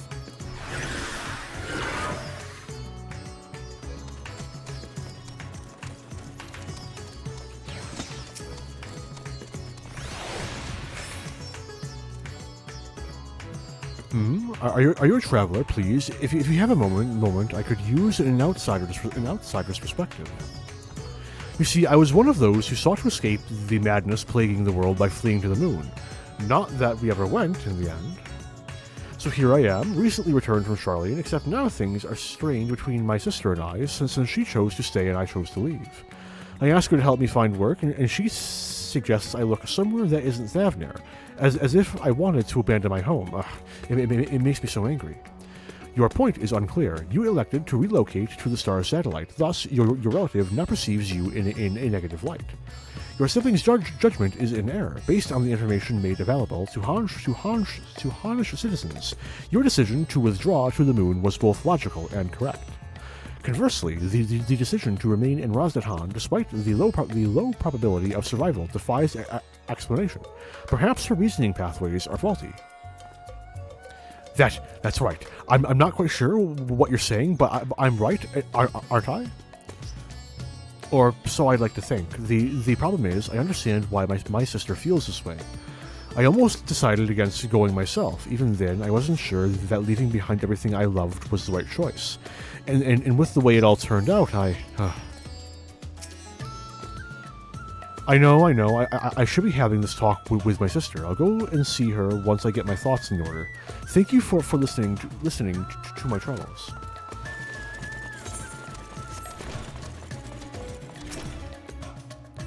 Oh, hello again. You're the one who came to ask me questions about Kalzal. I'm glad to see you looking well after all that unpleasantness. I remember the burning skies and hearing the screams, but truth be told, I'm still confused as to what actually happened. I only know it wasn't unusual for entire families to go missing. Many of my neighbors' houses lie empty now. Kalzal's place is one of them. He had no close relatives to speak of, and I heard that it was members of the consortium who came to remove his belongings. What a terrible thing to have to do. Terrible. Kalzal's passing was recorded in the report. Clearing out his domicile and readying it for new habitation seems an appropriate reallocation of resources. Dear me, what a clever little contraption. But of course I'm not against making use of his quarters. That would be wasteful. It's simply that Kalzal was always such a vigorous person. All that passion, all those dreams, suddenly gone. I feel the same sorrow for everyone who was lost. Seeing the remnants of those vibrant lives packed away in boxes, that is what I mean by terrible. Arntel, I require a moment to process this input. Let us move apart and discuss our findings. That awful end of days business almost brought an end to Kalzal's consortium. It's heartening, though, watching those who survived work to carry on his legacy. Maybe it's time I put aside my own grief and did something to help.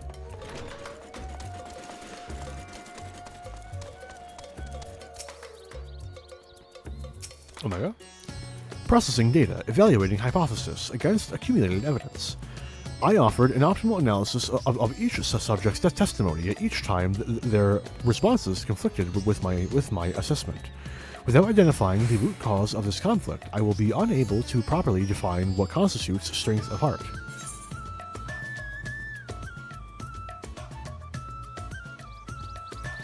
Perhaps the heart you seek lies in the conflict itself.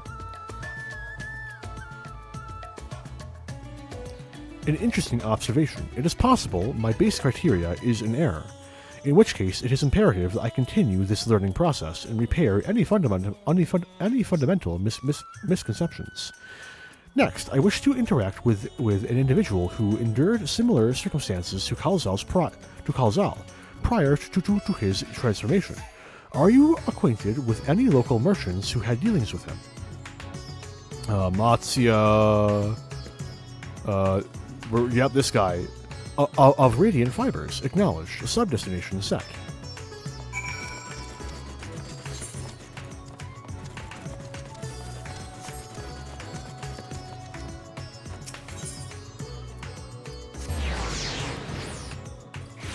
I wonder if it's going to be the same one about the stairs. No, it's a different spot.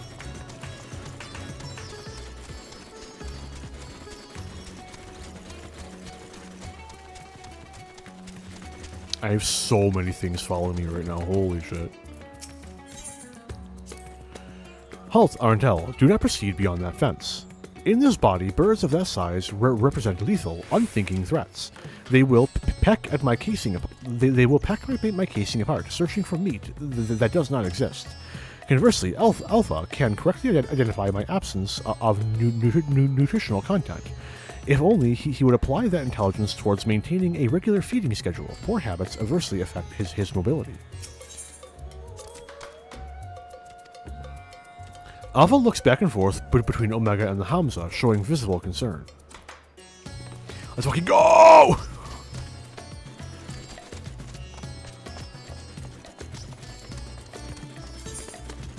Wait, no. Wait, it's this way, I think? Yes, this way.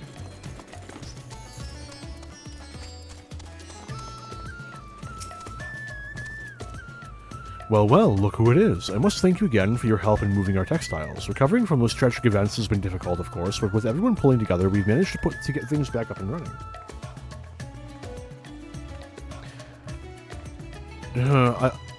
I came with questions. I came with questions related to that tragedy, specifically your survival of the final days.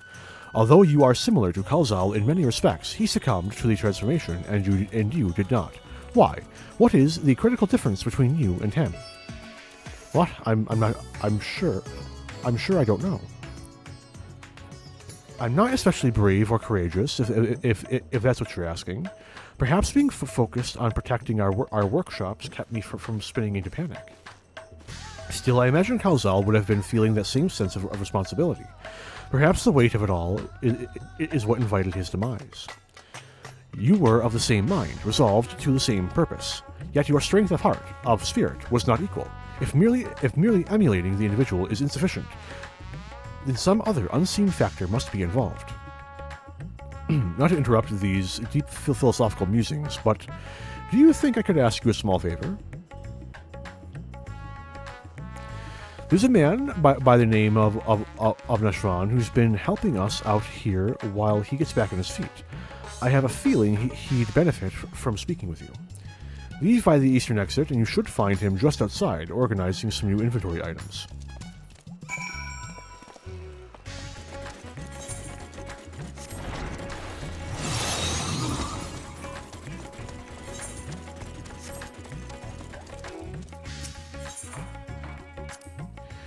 The equipment being manufactured here is worn to perform specific duties. Yes, conceptually it seems analogous to our practice of switching frames to better serve our mission objectives. I, for example, did not begin existence with the Omega model. I was originally supplied with a standard issue Omicron chassis, serial number M017. Oh, God, how long was I muted? Oh, God. Oh, well. Nothing for it. On this world, that alphanumeric combination would be considered my given name. Such designations are drawn from our nearly infinite register of celestial bodies to avoid the possibility of duplication. Furthermore, the cluster known as M017 is better expressed in your language as the Omega Nebula, the same word I used to introduce myself to your kind. Though you associate Omega with the advanced weapons construct, it is also my name, and I see no reason to change it no matter what frame I inhabit.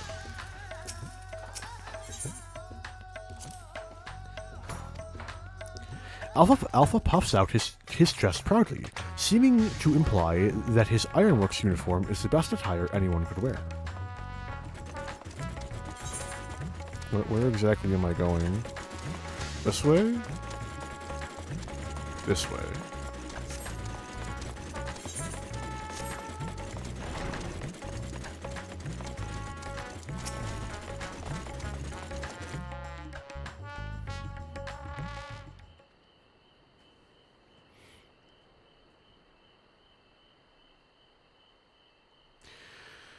That's all our orders accounted for, and everything looks to be of good quality. Kamala will be pleased.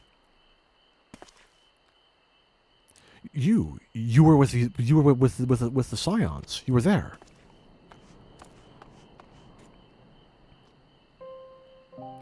Yes, I'm sure of it. I'll never forget that day. You and your friends helped us escape when people began changing into beasts. My own son, he was afflicted. Then the huge monstrosity loomed right over him, and I remember my heart turning to ice, freezing in place. The satrap came to my aid, and then he, too, was gone. No, I remember. Fine. Hello.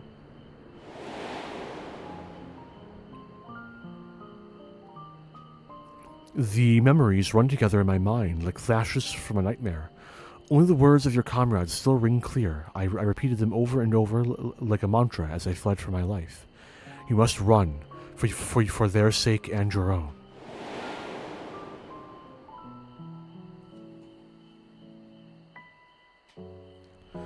It all seemed so surreal, which was probably what saved me from the transformation. The truth of it didn't begin to sink in until the worst of it was over.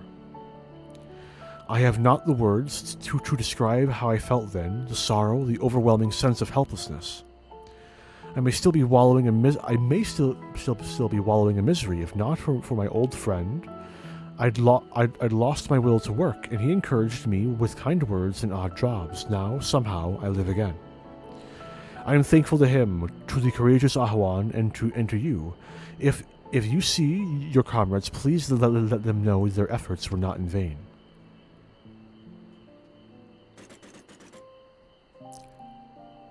You said you lost your will to work. This signifies a cessation of efforts to maintain basic life functions, yes? What changed to extract you from that stagnation? An offer of work from Jinbaha should mean little to one without the desire to accept it. Was it some manner of mortal instinct, a primal need to survive and thrive? Instinct? No, it wasn't that. If anything, my instincts were telling me to lay down and welcome an end to the pain. Every day, I think of my boy's final moments. I think of how scared he must have been, how it must have hurt, and I want to scream my throat raw. The satrap, too, still haunts my dreams. I see him being swallowed whole, and jolt awake in a cold sweat.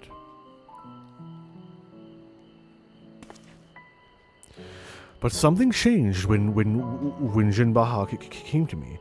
I looked up and saw that even without my son or Ahuan, the world around me continued to turn.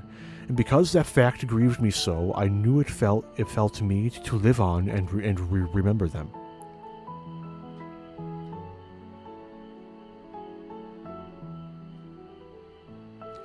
Strange, isn't it? What drives me to rise in the morning is the very sorrow which once crippled me.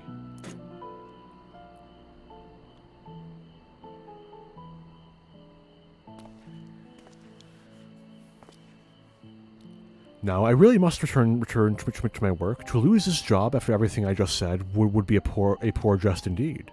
May the sisters keep you well.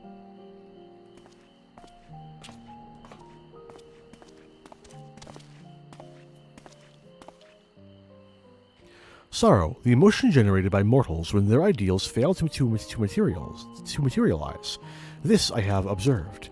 Yet when I listened to how Nashvan's sorrow served to rescue him from near fatal despondency, his logic eludes me. No, damn it. Am I incapable of perceiving the full measure of the heart's properties? My best projections failed to predict our subjects' responses, and despite their almost equal occupational and mental parameters, Jinbaha and Kalzal exhibited different reactions to the dynamis effect. I am no closer to recognizing the pattern for involuntary transformations, and your ephemeral mortal spirits confound me as much, if not more, than they did before.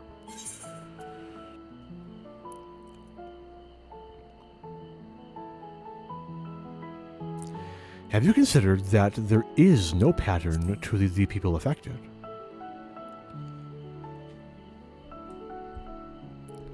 No pattern. You imply that the transformation was not contingent on individual fortitude, but rather a random contribution of environmental factors. Such a theory would explain the otherwise conflicting data. Very well, I shall accept this as a provisional conclusion to this part of my investigation. I do, however, expect you to continue supplementing my education of heart-related matters.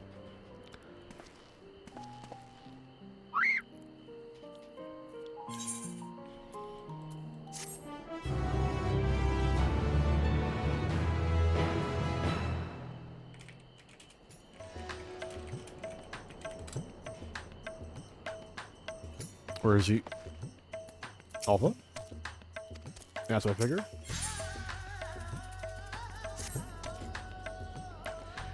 Our next destination will be Camp Broken Glass. I desire elaboration on the dealings between the Ilsbard contingent and the citizens of Garlemald. The report described the contingent's purpose as the salvation of the local populace. Furthermore, factions faced a common enemy in the Halaferoi. Why did they not immediately combine forces to their mutual benefit? This inconsistency requires closer examination. Arntal, initiate teleportation.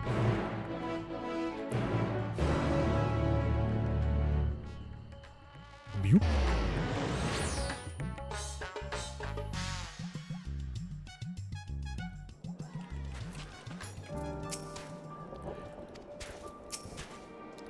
Teleportation successful, evaluating immediate environs, a cold weather region by Aetherius standards, but significantly less extreme than a star with ice planet classification. This body should not be unduly impeded. In contrast to Alpha and his uncontrollable shivering, my frame appears highly resistant to low temperatures. Retrieving data. Records indicate that remnants of the contingent force and a number of Imperial citizens yet inhabit this location. We must speak with representatives from both factions and explore their respective attitudes. Proceed.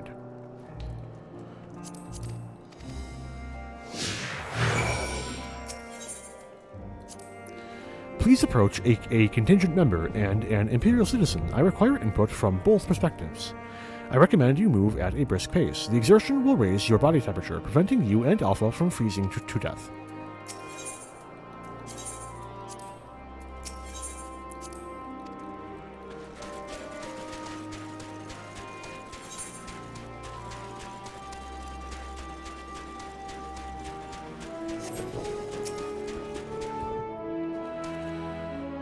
Arndel, come to see how things are progressing, have you? I can't speak for the overall strategy, but communication with the locals has become a damn sight easier since Julius and his soldiers stepped in to help. We still face our fair share of distrust, of course. Some folk even think we're enslaving minds with our foreign magics, and we've animal out to thank for putting that idea on their heads. But all things considered, I'd say we're doing pretty well. Establishing an open dialogue was the first big step. Query, you consider this level of progress acceptable? The reality of your efforts falls far short of the ideal. Your aim is to provide efficient succor to the local populace. Then, absorbing their numbers into your command structure would be the optimal path. Oh, I wouldn't want to go that far. We're not looking into taking over their nation. If we're to do this the right way, we need to recognize and respect each other's way of life. So while it may not be the easiest solution, I agree with the contingent's slow and steady approach. I'm just happy we're saving lives. I'm Alamegan, but I was also an Imperial conscript until not so long ago. Though I was lucky enough to have a decent commanding officer, many Garleans treated provincials like we were less than people. On the other hand, natives of Alamigo didn't think much of us either. I guess that's my roundabout way of saying I'm surprised that this contingent was even formed in the first place. I feel fortunate to be part of it. It'll be a short stream, he thought. It'll take no time at all, he thought.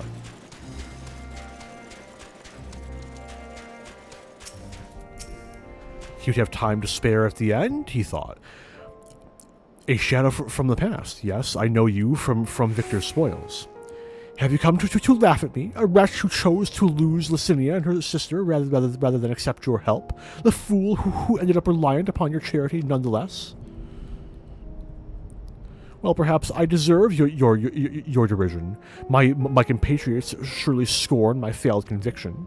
I have shamed my people and brought dishonor upon my nation. I am no better than a capped beast, my pride sold for a bowl of feed. But my soul, nay, that you shall not have. I refused your honeyed offers of a new home. This land is where I belong, and this is where I shall remain. You demonstrate opposition to the contingent's overtures. On what basis do you refuse this cooperation? The data suggests the local populace is struggling to produce the bare minimum of sustenance. Have you some secret strategy for survival, or do your orders compel you to accept your present misfortune? Well, must I be mocked by a Magitech toy now? No, I have no secret strategy, no binding orders, but I comport myself as any true Garlean patriot would, uncompromising, unbending. Blast it all. Once again, this input is unanticipated. Let us move aside and process what we have heard. There's naught for me here. I know this, but if I surrender my homeland, then what was it all for? Get fucked. Get fucked. There's no, like, side bubbles? Anywhere? Okay, fair enough.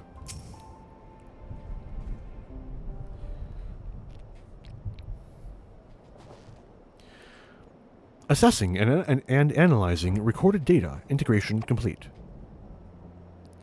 I have evaluated this most recent input and made comparisons to our discoveries in Raz-Datan. Consistent only in their inconsistency, the responses from both contingent member and Imperial citizen were highly irrational. Conversely, any Omicron considering their predicaments would have echoed my assessment exactly. The divergence from self-evident logic is key. Hypothesis: the illogical relationship between would-be saviors and suffering populace is another result of the unpredictable nature of mortal hearts.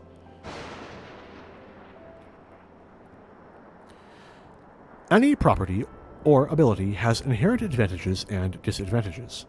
Yet never have I encountered such a unique determinant. It appears that those who share your metaphysical capabilities are prone to complicating simple cognitive processes. An undesirable quality, I will, however, persist in furthering my understanding of the subject.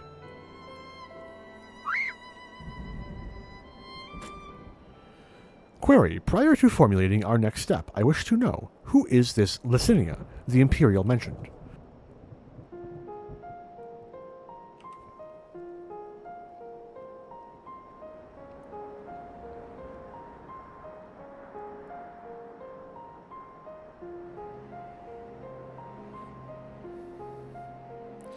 Acknowledged. To summarize, insufficient data on foreign culture resulted in inadvisable and untimely fatal action. I witnessed such self-destructive behavior during the course of our planetary conquests. Overwhelmed enemy forces would voluntarily withdraw into perilous regions, leading to a succession of inevitable losses. Tangential data request. I wish to know about burial customs. The practice has ever seemed nonsensical, but new data suggests it arises from the same source as your cognitive complications. Take me to this Licinia's burial site. It may aid me in understand.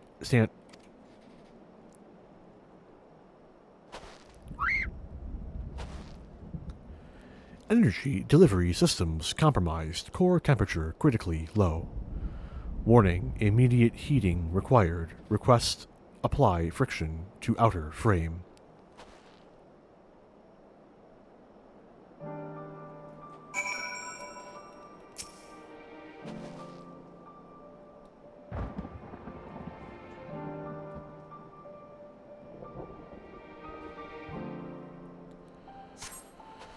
Temperature nominal. Energy levels stabilizing. The creators of this model must have experienced impaired cognitive reasoning during the designing process. Upon our return, I will request additional climate shielding as well as an adequate temperature sensor array. This will not affect my combat capabilities, but should improve my basic survival rate. Reconfirming sub-destination. In which direction will we find Victor's spoils? Acknowledged. Alpha, you are to remain in close proximity, close enough to envelop me in your feathers. You are permitted to carry me on your back if you so choose.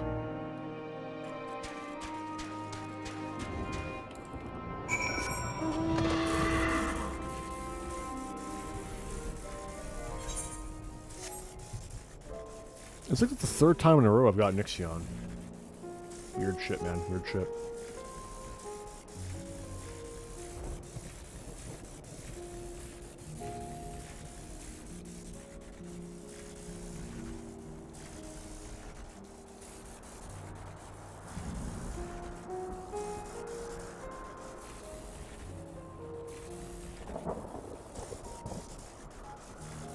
Almost there.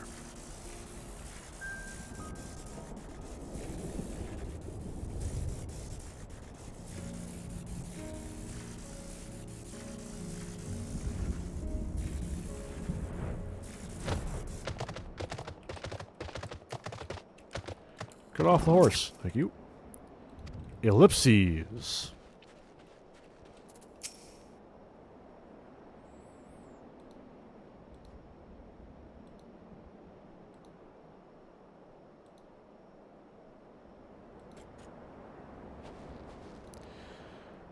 A deceptively deep snowdrift almost defeated me, but we have successfully arrived at the location you indicated. Caution advised.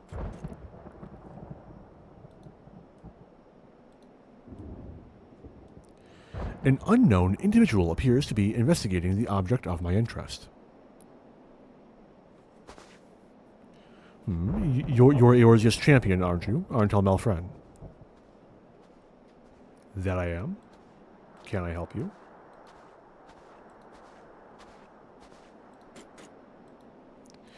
Oh, I never introduced myself, did I?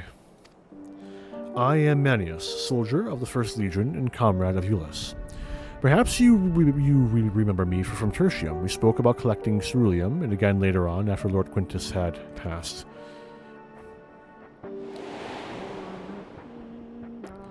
I actually do need this one, because I don't fucking remember this guy at all. Okay, now I vaguely remember who this guy is. I.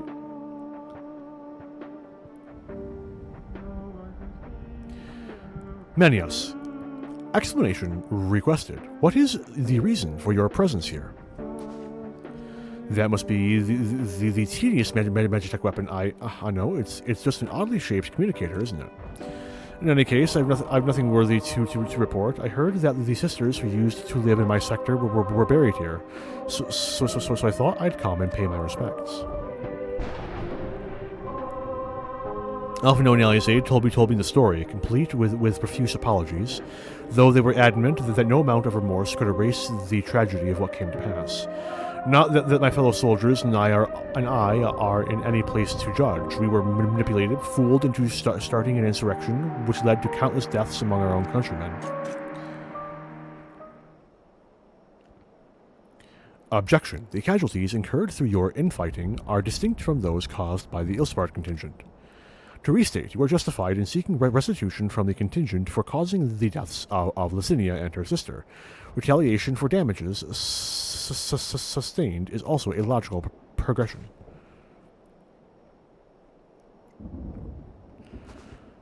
I can deduce 2 reasons why you do not initiate hostilities with Arentel and his allies. 1. You judge your remaining forces too weakened to contend effectively with the contingent. 2. Your emotions are complicating the issue. Tell me, which of these is correct? Well, when you lay it out like that... I'm afraid my answer isn't like to win me any medals, so would you mind keeping this to yourself?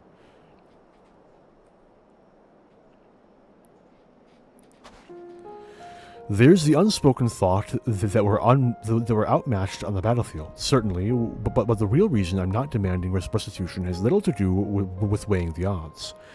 The simple truth is I'm so caught up with simple survival that I have no strength to spare for past grievances. The same goes for avenging any comrades we've lost, be that my brothers in arms or Lord Quintus himself.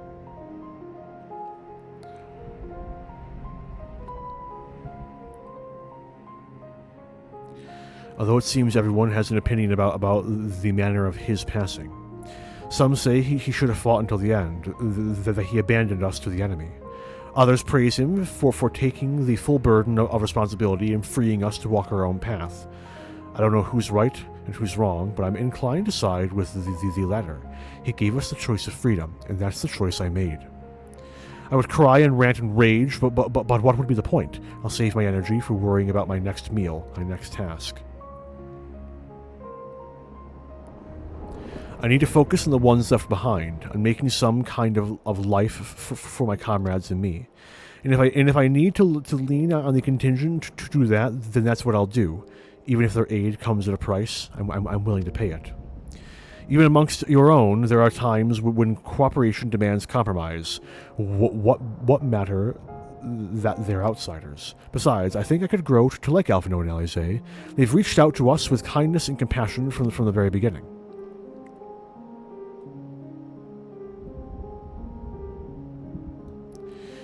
Summation, your desire to survive, even should it mean allying with the contingent, was a feeling you already harbored.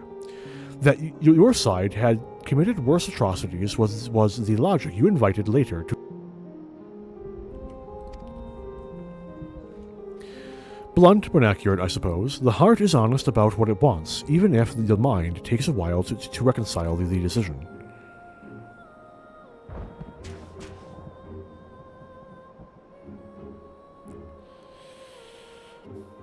Well, this has been oddly cathartic, but I must return to my duties. There are wild beasts to call, watchfires to light, supplies to transport. Even without an emperor, there's no rest for an imperial. Be well, and be safe.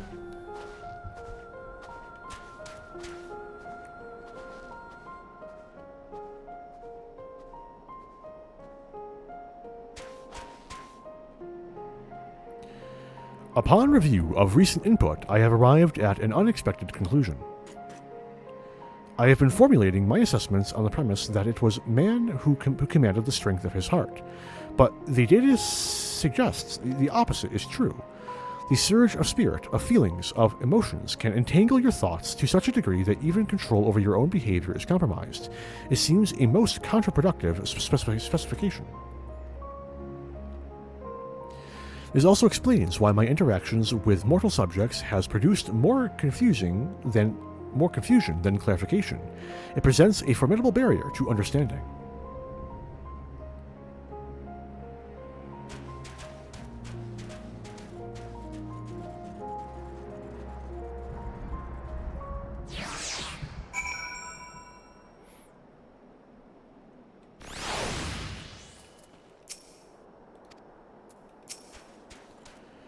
My earlier hypothesis has been borne out. The suboptimal operation being conducted here is the result of emotionally compromised reasoning. I am ready to progress to my third and final query. I would learn more about those referred to as ancients. It is clear that this group was a crucial factor of the final days, but the information contained in the report was insufficient to form an overview. The Loporrits are creations of the ancients, and are said to maintain repositories of their knowledge. By my calculations, the base of these moon dwellers will provide the best source of additional data. Teleport us to their burrow, Arentel, preferably before my battery freezes over.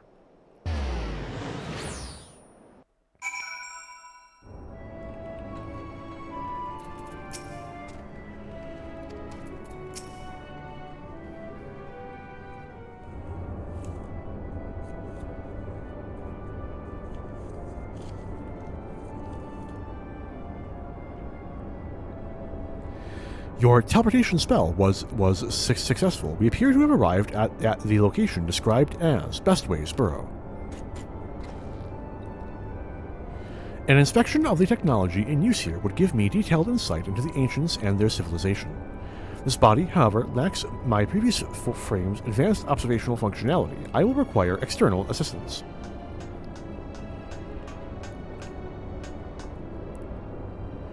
No, it can't be. It is you! Oh, Arentel, I've missed you so. What's this you've brought with you? This soft, feathery vision? We've been outfluffed. Pack up the moon. It's all over. Why bother with burrow building bunnies? We could walk around with this adorable avian engineer. Just bake me into a pie and be done with it.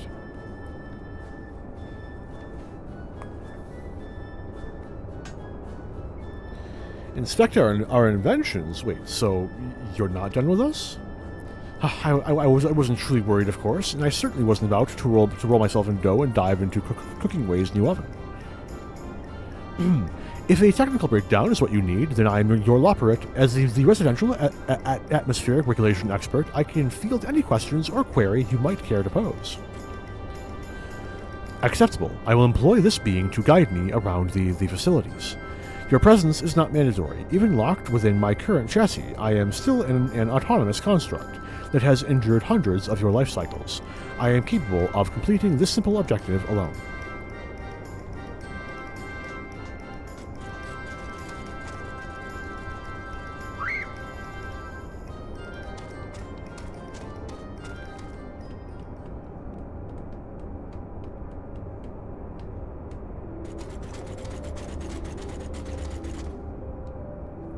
Objective complete. What happened to Growing Way?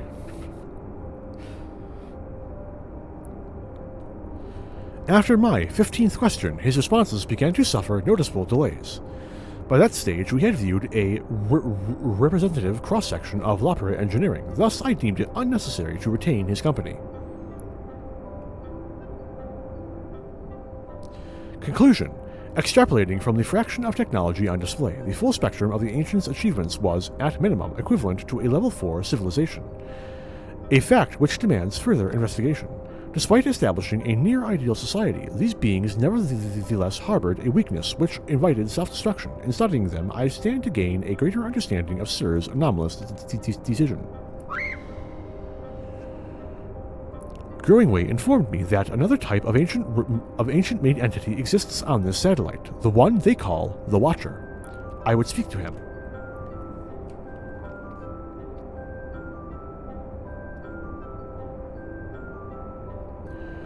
Then conserve your aether. We will ride this Argos to our destination as you have suggested.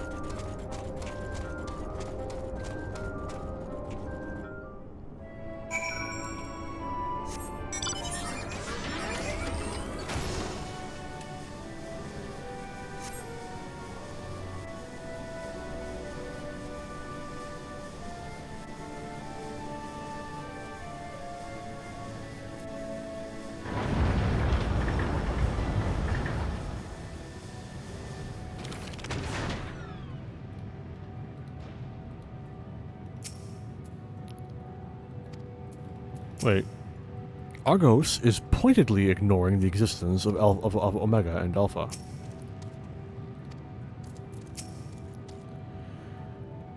Impendence detected. This creature, identified as Argos, refuses to acknowledge our presence. Hypothesis. Upon our arrival, Growingway expressed concern that he had been outfluffed. This suggests the existence of a fluff-based hierarchy. My station in such a system would be perceptibly low, but Argos is adamant in ignoring even Alpha. Its fluffiness level is impossible to gauge. Argos turns to you with an impassive gaze. It seems you will need to intervene. Just think of them as luggage.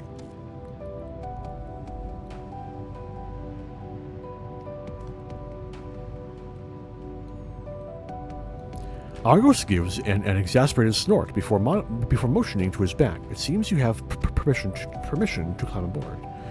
You have secured the creature's permission. Curious, you must have special standing in the fluffiness hierarchy. I have allowed myself to become distracted. Let us continue on to the Watcher at once.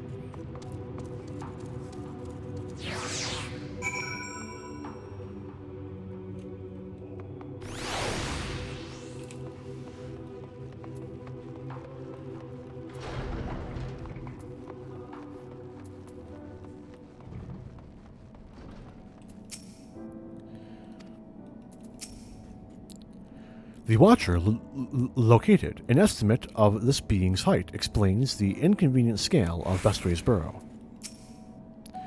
I was bemused by the arrival of these small visitors, but I see they are companions of yours. What a rare thing for my abode to be thus crowded. How may I be of service to you? Hello, Watcher. My purpose here is to learn more about the ancients. I would know of their deeds, their philosophies, the very nature of their hearts. I would understand why the final days was visited upon my home star.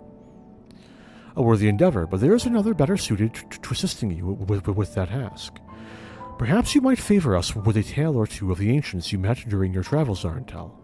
My fragmented memories would be a pale substitute indeed for the clarity of your more recent experiences.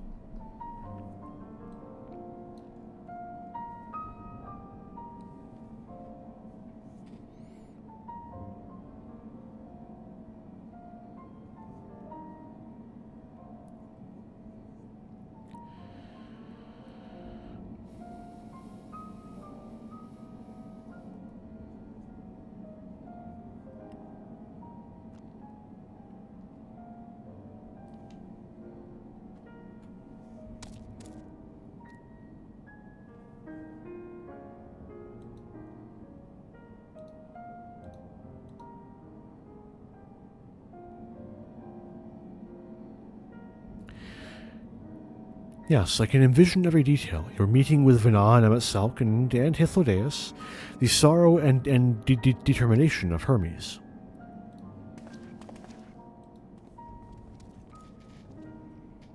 I am a creation of Hydaelyn, and as such, I believed the age of the ancients would fade and be forgotten. Yet knowing that their memory lives so vividly within you, it brings me great joy. I pray you keep them close to your heart.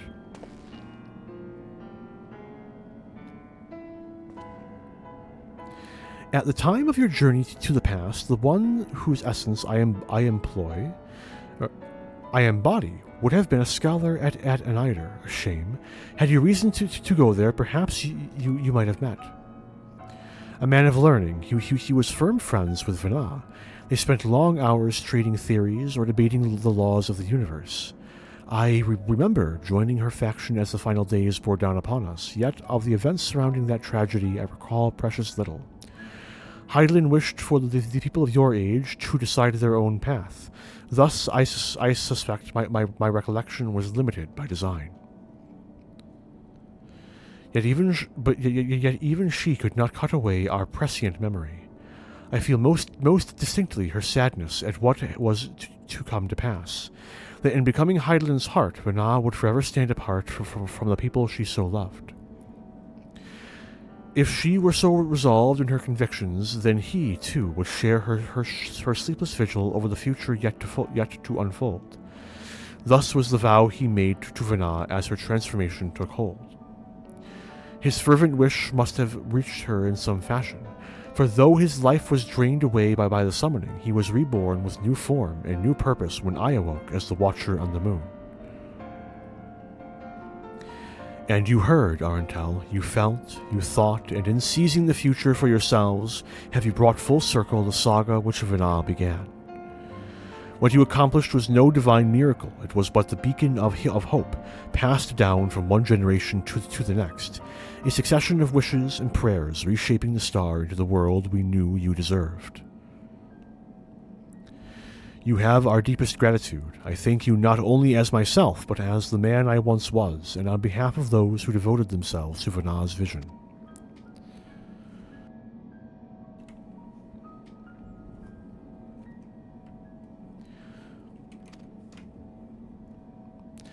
I understand the facts of your story, Arentel, but not how you have chosen to process them. On what grounds do you speak of Vana with such fondness? By sundering the world, she ultimately guided your kind to victory, yet in doing so caused irreparable damage to its individual members. The full scale of that act is beyond calculation. It is evident, however, that it resulted in a protracted period of suboptimal existence for Emmett Selk and his brethren. Query. If the survival of your kind is the deciding factor in your evaluation, then should you not also admire Hermes and his dedication and his decision to subject man to a trial, forcing you to change or perish, as was the fate of countless civilizations before you? From my perspective, his determination was similar to that of the Omicron's ancestors, who first began trading flesh for machine, so that our people might stand against the onslaught of aggression from other races. It was an unprecedented attempt, accompanied by much failure and sacrifice. Their early experiments were crude, primitive. Had they not made those first advances, however, we would have remained vulnerable to our environment. The violence would have utterly consumed us. And what of Emmett Selk himself? Judging by your retelling, he was a benevolent ally saddled with tragic fate. And I remember the years when my instruments fed me data from events across the entire star. During that time, I witnessed his Ascians engineer multiple instances of cataclysmic strife. These calamities, as you know them, were responsible for planet-wide destruction. A man whose endgame relied upon the extermination of all modern mortals must, by definition, be your worst enemy.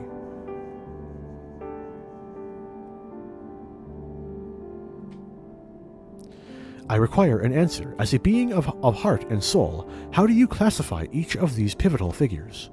From your perspective, which of them was most justified in their actions?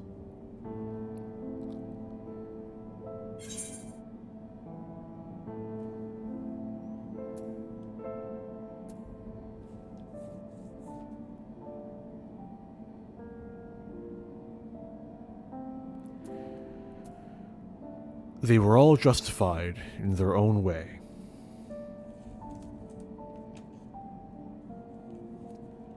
Probably Vana, but...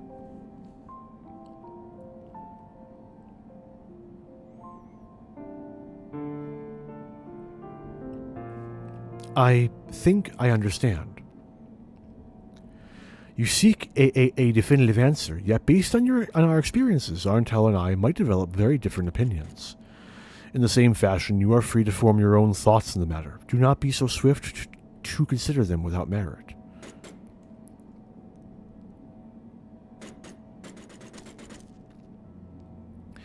I do not have my own thoughts on the matter. I assess each situation with the same logic pathways available to every Omicron. Even if 1,000 Omicrons were asked to analyze the same event, they would all return the same result. Regardless of individual experience, there is no strength to be found in fractured reasoning. Nonetheless, I find your input valuable. Recording data alongside interview results. We're gonna have to give this fucker a fucking hard drive expansion at this rate. This concludes my investigation into the incomplete elements of the final days. I will reanalyze the accumulated information and examine the factors which led to Sir's incomprehensible decision. Let us return to Thalmazane.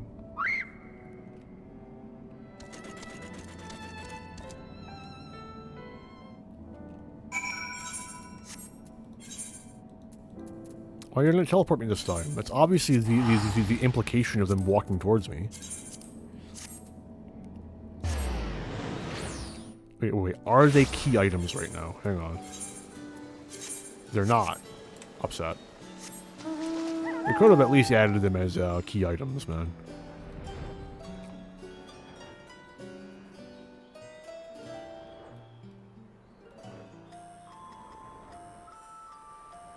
I have to get in the building fast. Please. I'm so close. No. Oh well.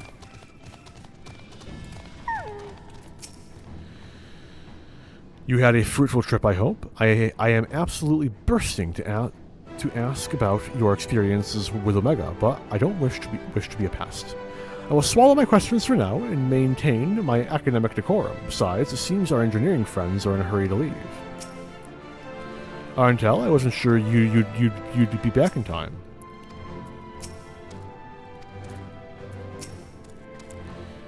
Ah, there you are, right at the last moment. Your journey with Omega was properly educational, I hope.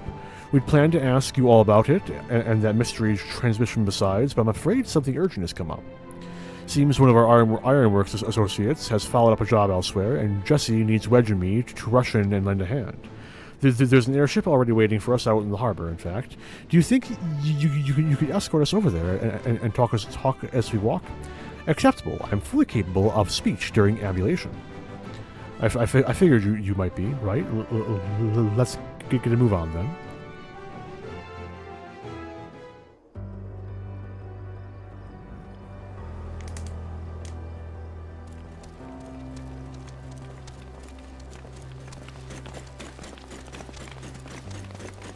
So, you've cleared up all those points of confusion, then?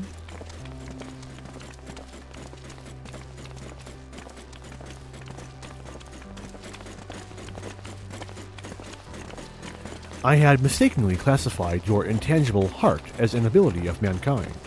Or as an ability of some kind. An uncanny power that Omicrons could neither learn nor even measure.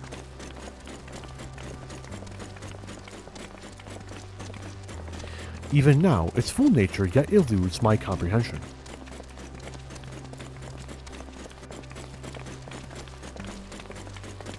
Based upon our investigations, however, I have decided to alter my definition.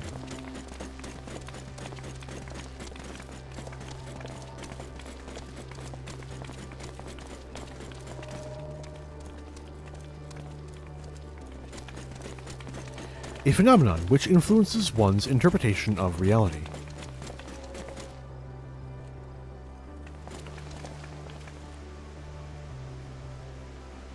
That is as close to an answer as I have found.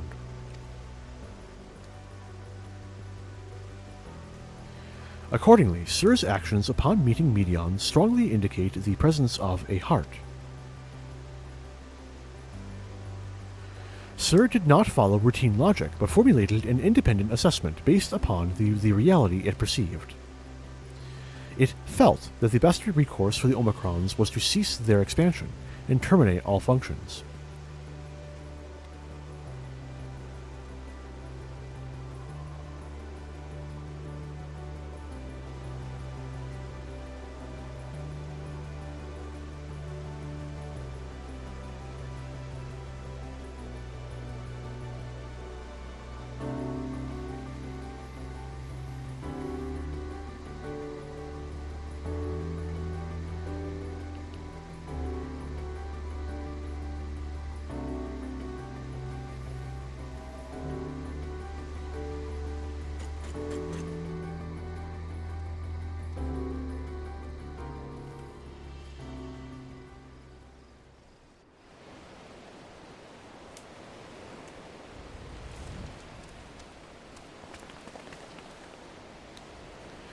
Well, here's our ship. We need to be going, but first I'll hold you to your bargain, Omega. It's time you told us what was in that transmission from the flight logs. Acknowledged. I will uphold the terms of our agreement. The recording salvaged from the Ragnarok was a simple one. The message is so basic, in fact, that the time spent listening to it may result in a net loss of value. Shall I continue? Now you're just teasing to tell us the message already. Acknowledged. Converting dialect coding to local language.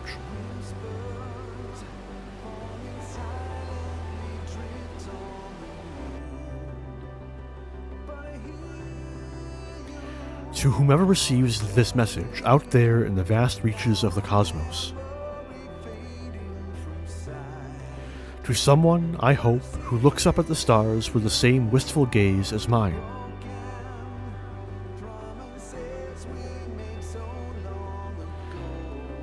To you I say, forge ahead. May all tomorrows be blessed with joy.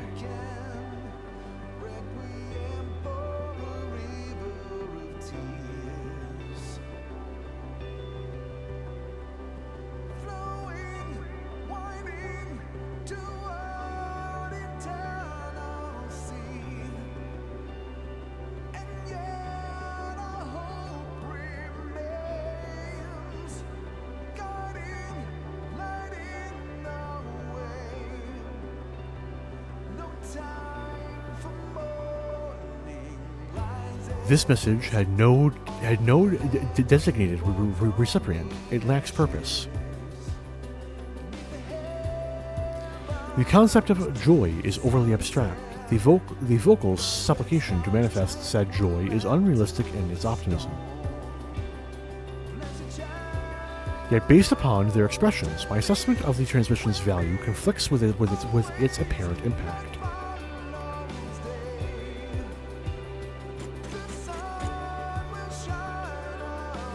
And still, I fail to understand you, sir. Your heart still confuses me.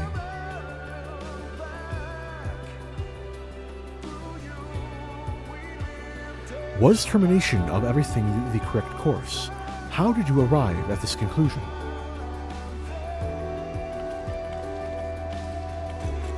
It defies all my attempts at reasoning. But I was designed to evolve. If I continue to learn, the probability that I eventually comprehend this phenomenon is greater than zero. So I will put the dilemma of your decision aside for now.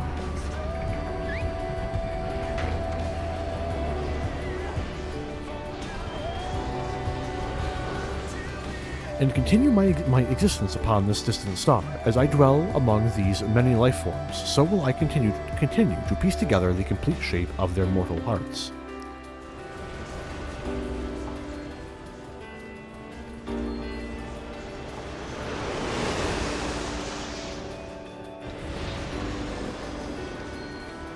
I must document their progress.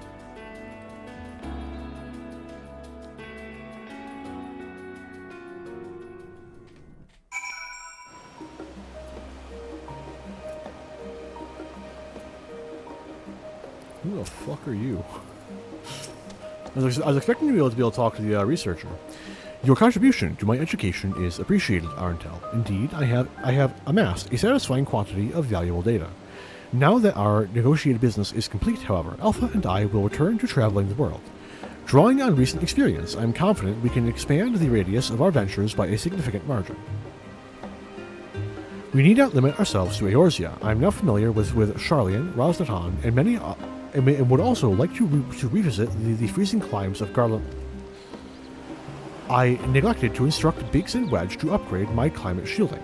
I will reroute my request to Deputy President Jesse, engaging ambulation and imparting salutations. Farewell, Arndel.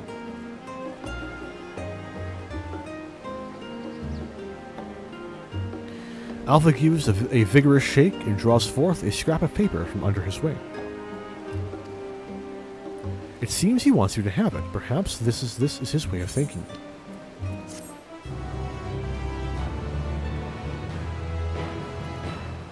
Swiftly, Alpha. The road is long, and we have barely begun our journey.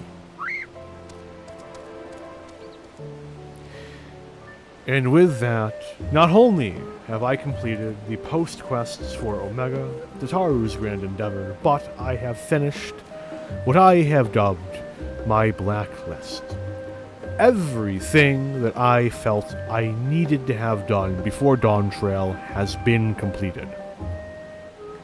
There are more things now on the blue list, but if I don't stream again until Dawn Trail launches, I won't, at least don't stream this, I will not feel like I've missed something.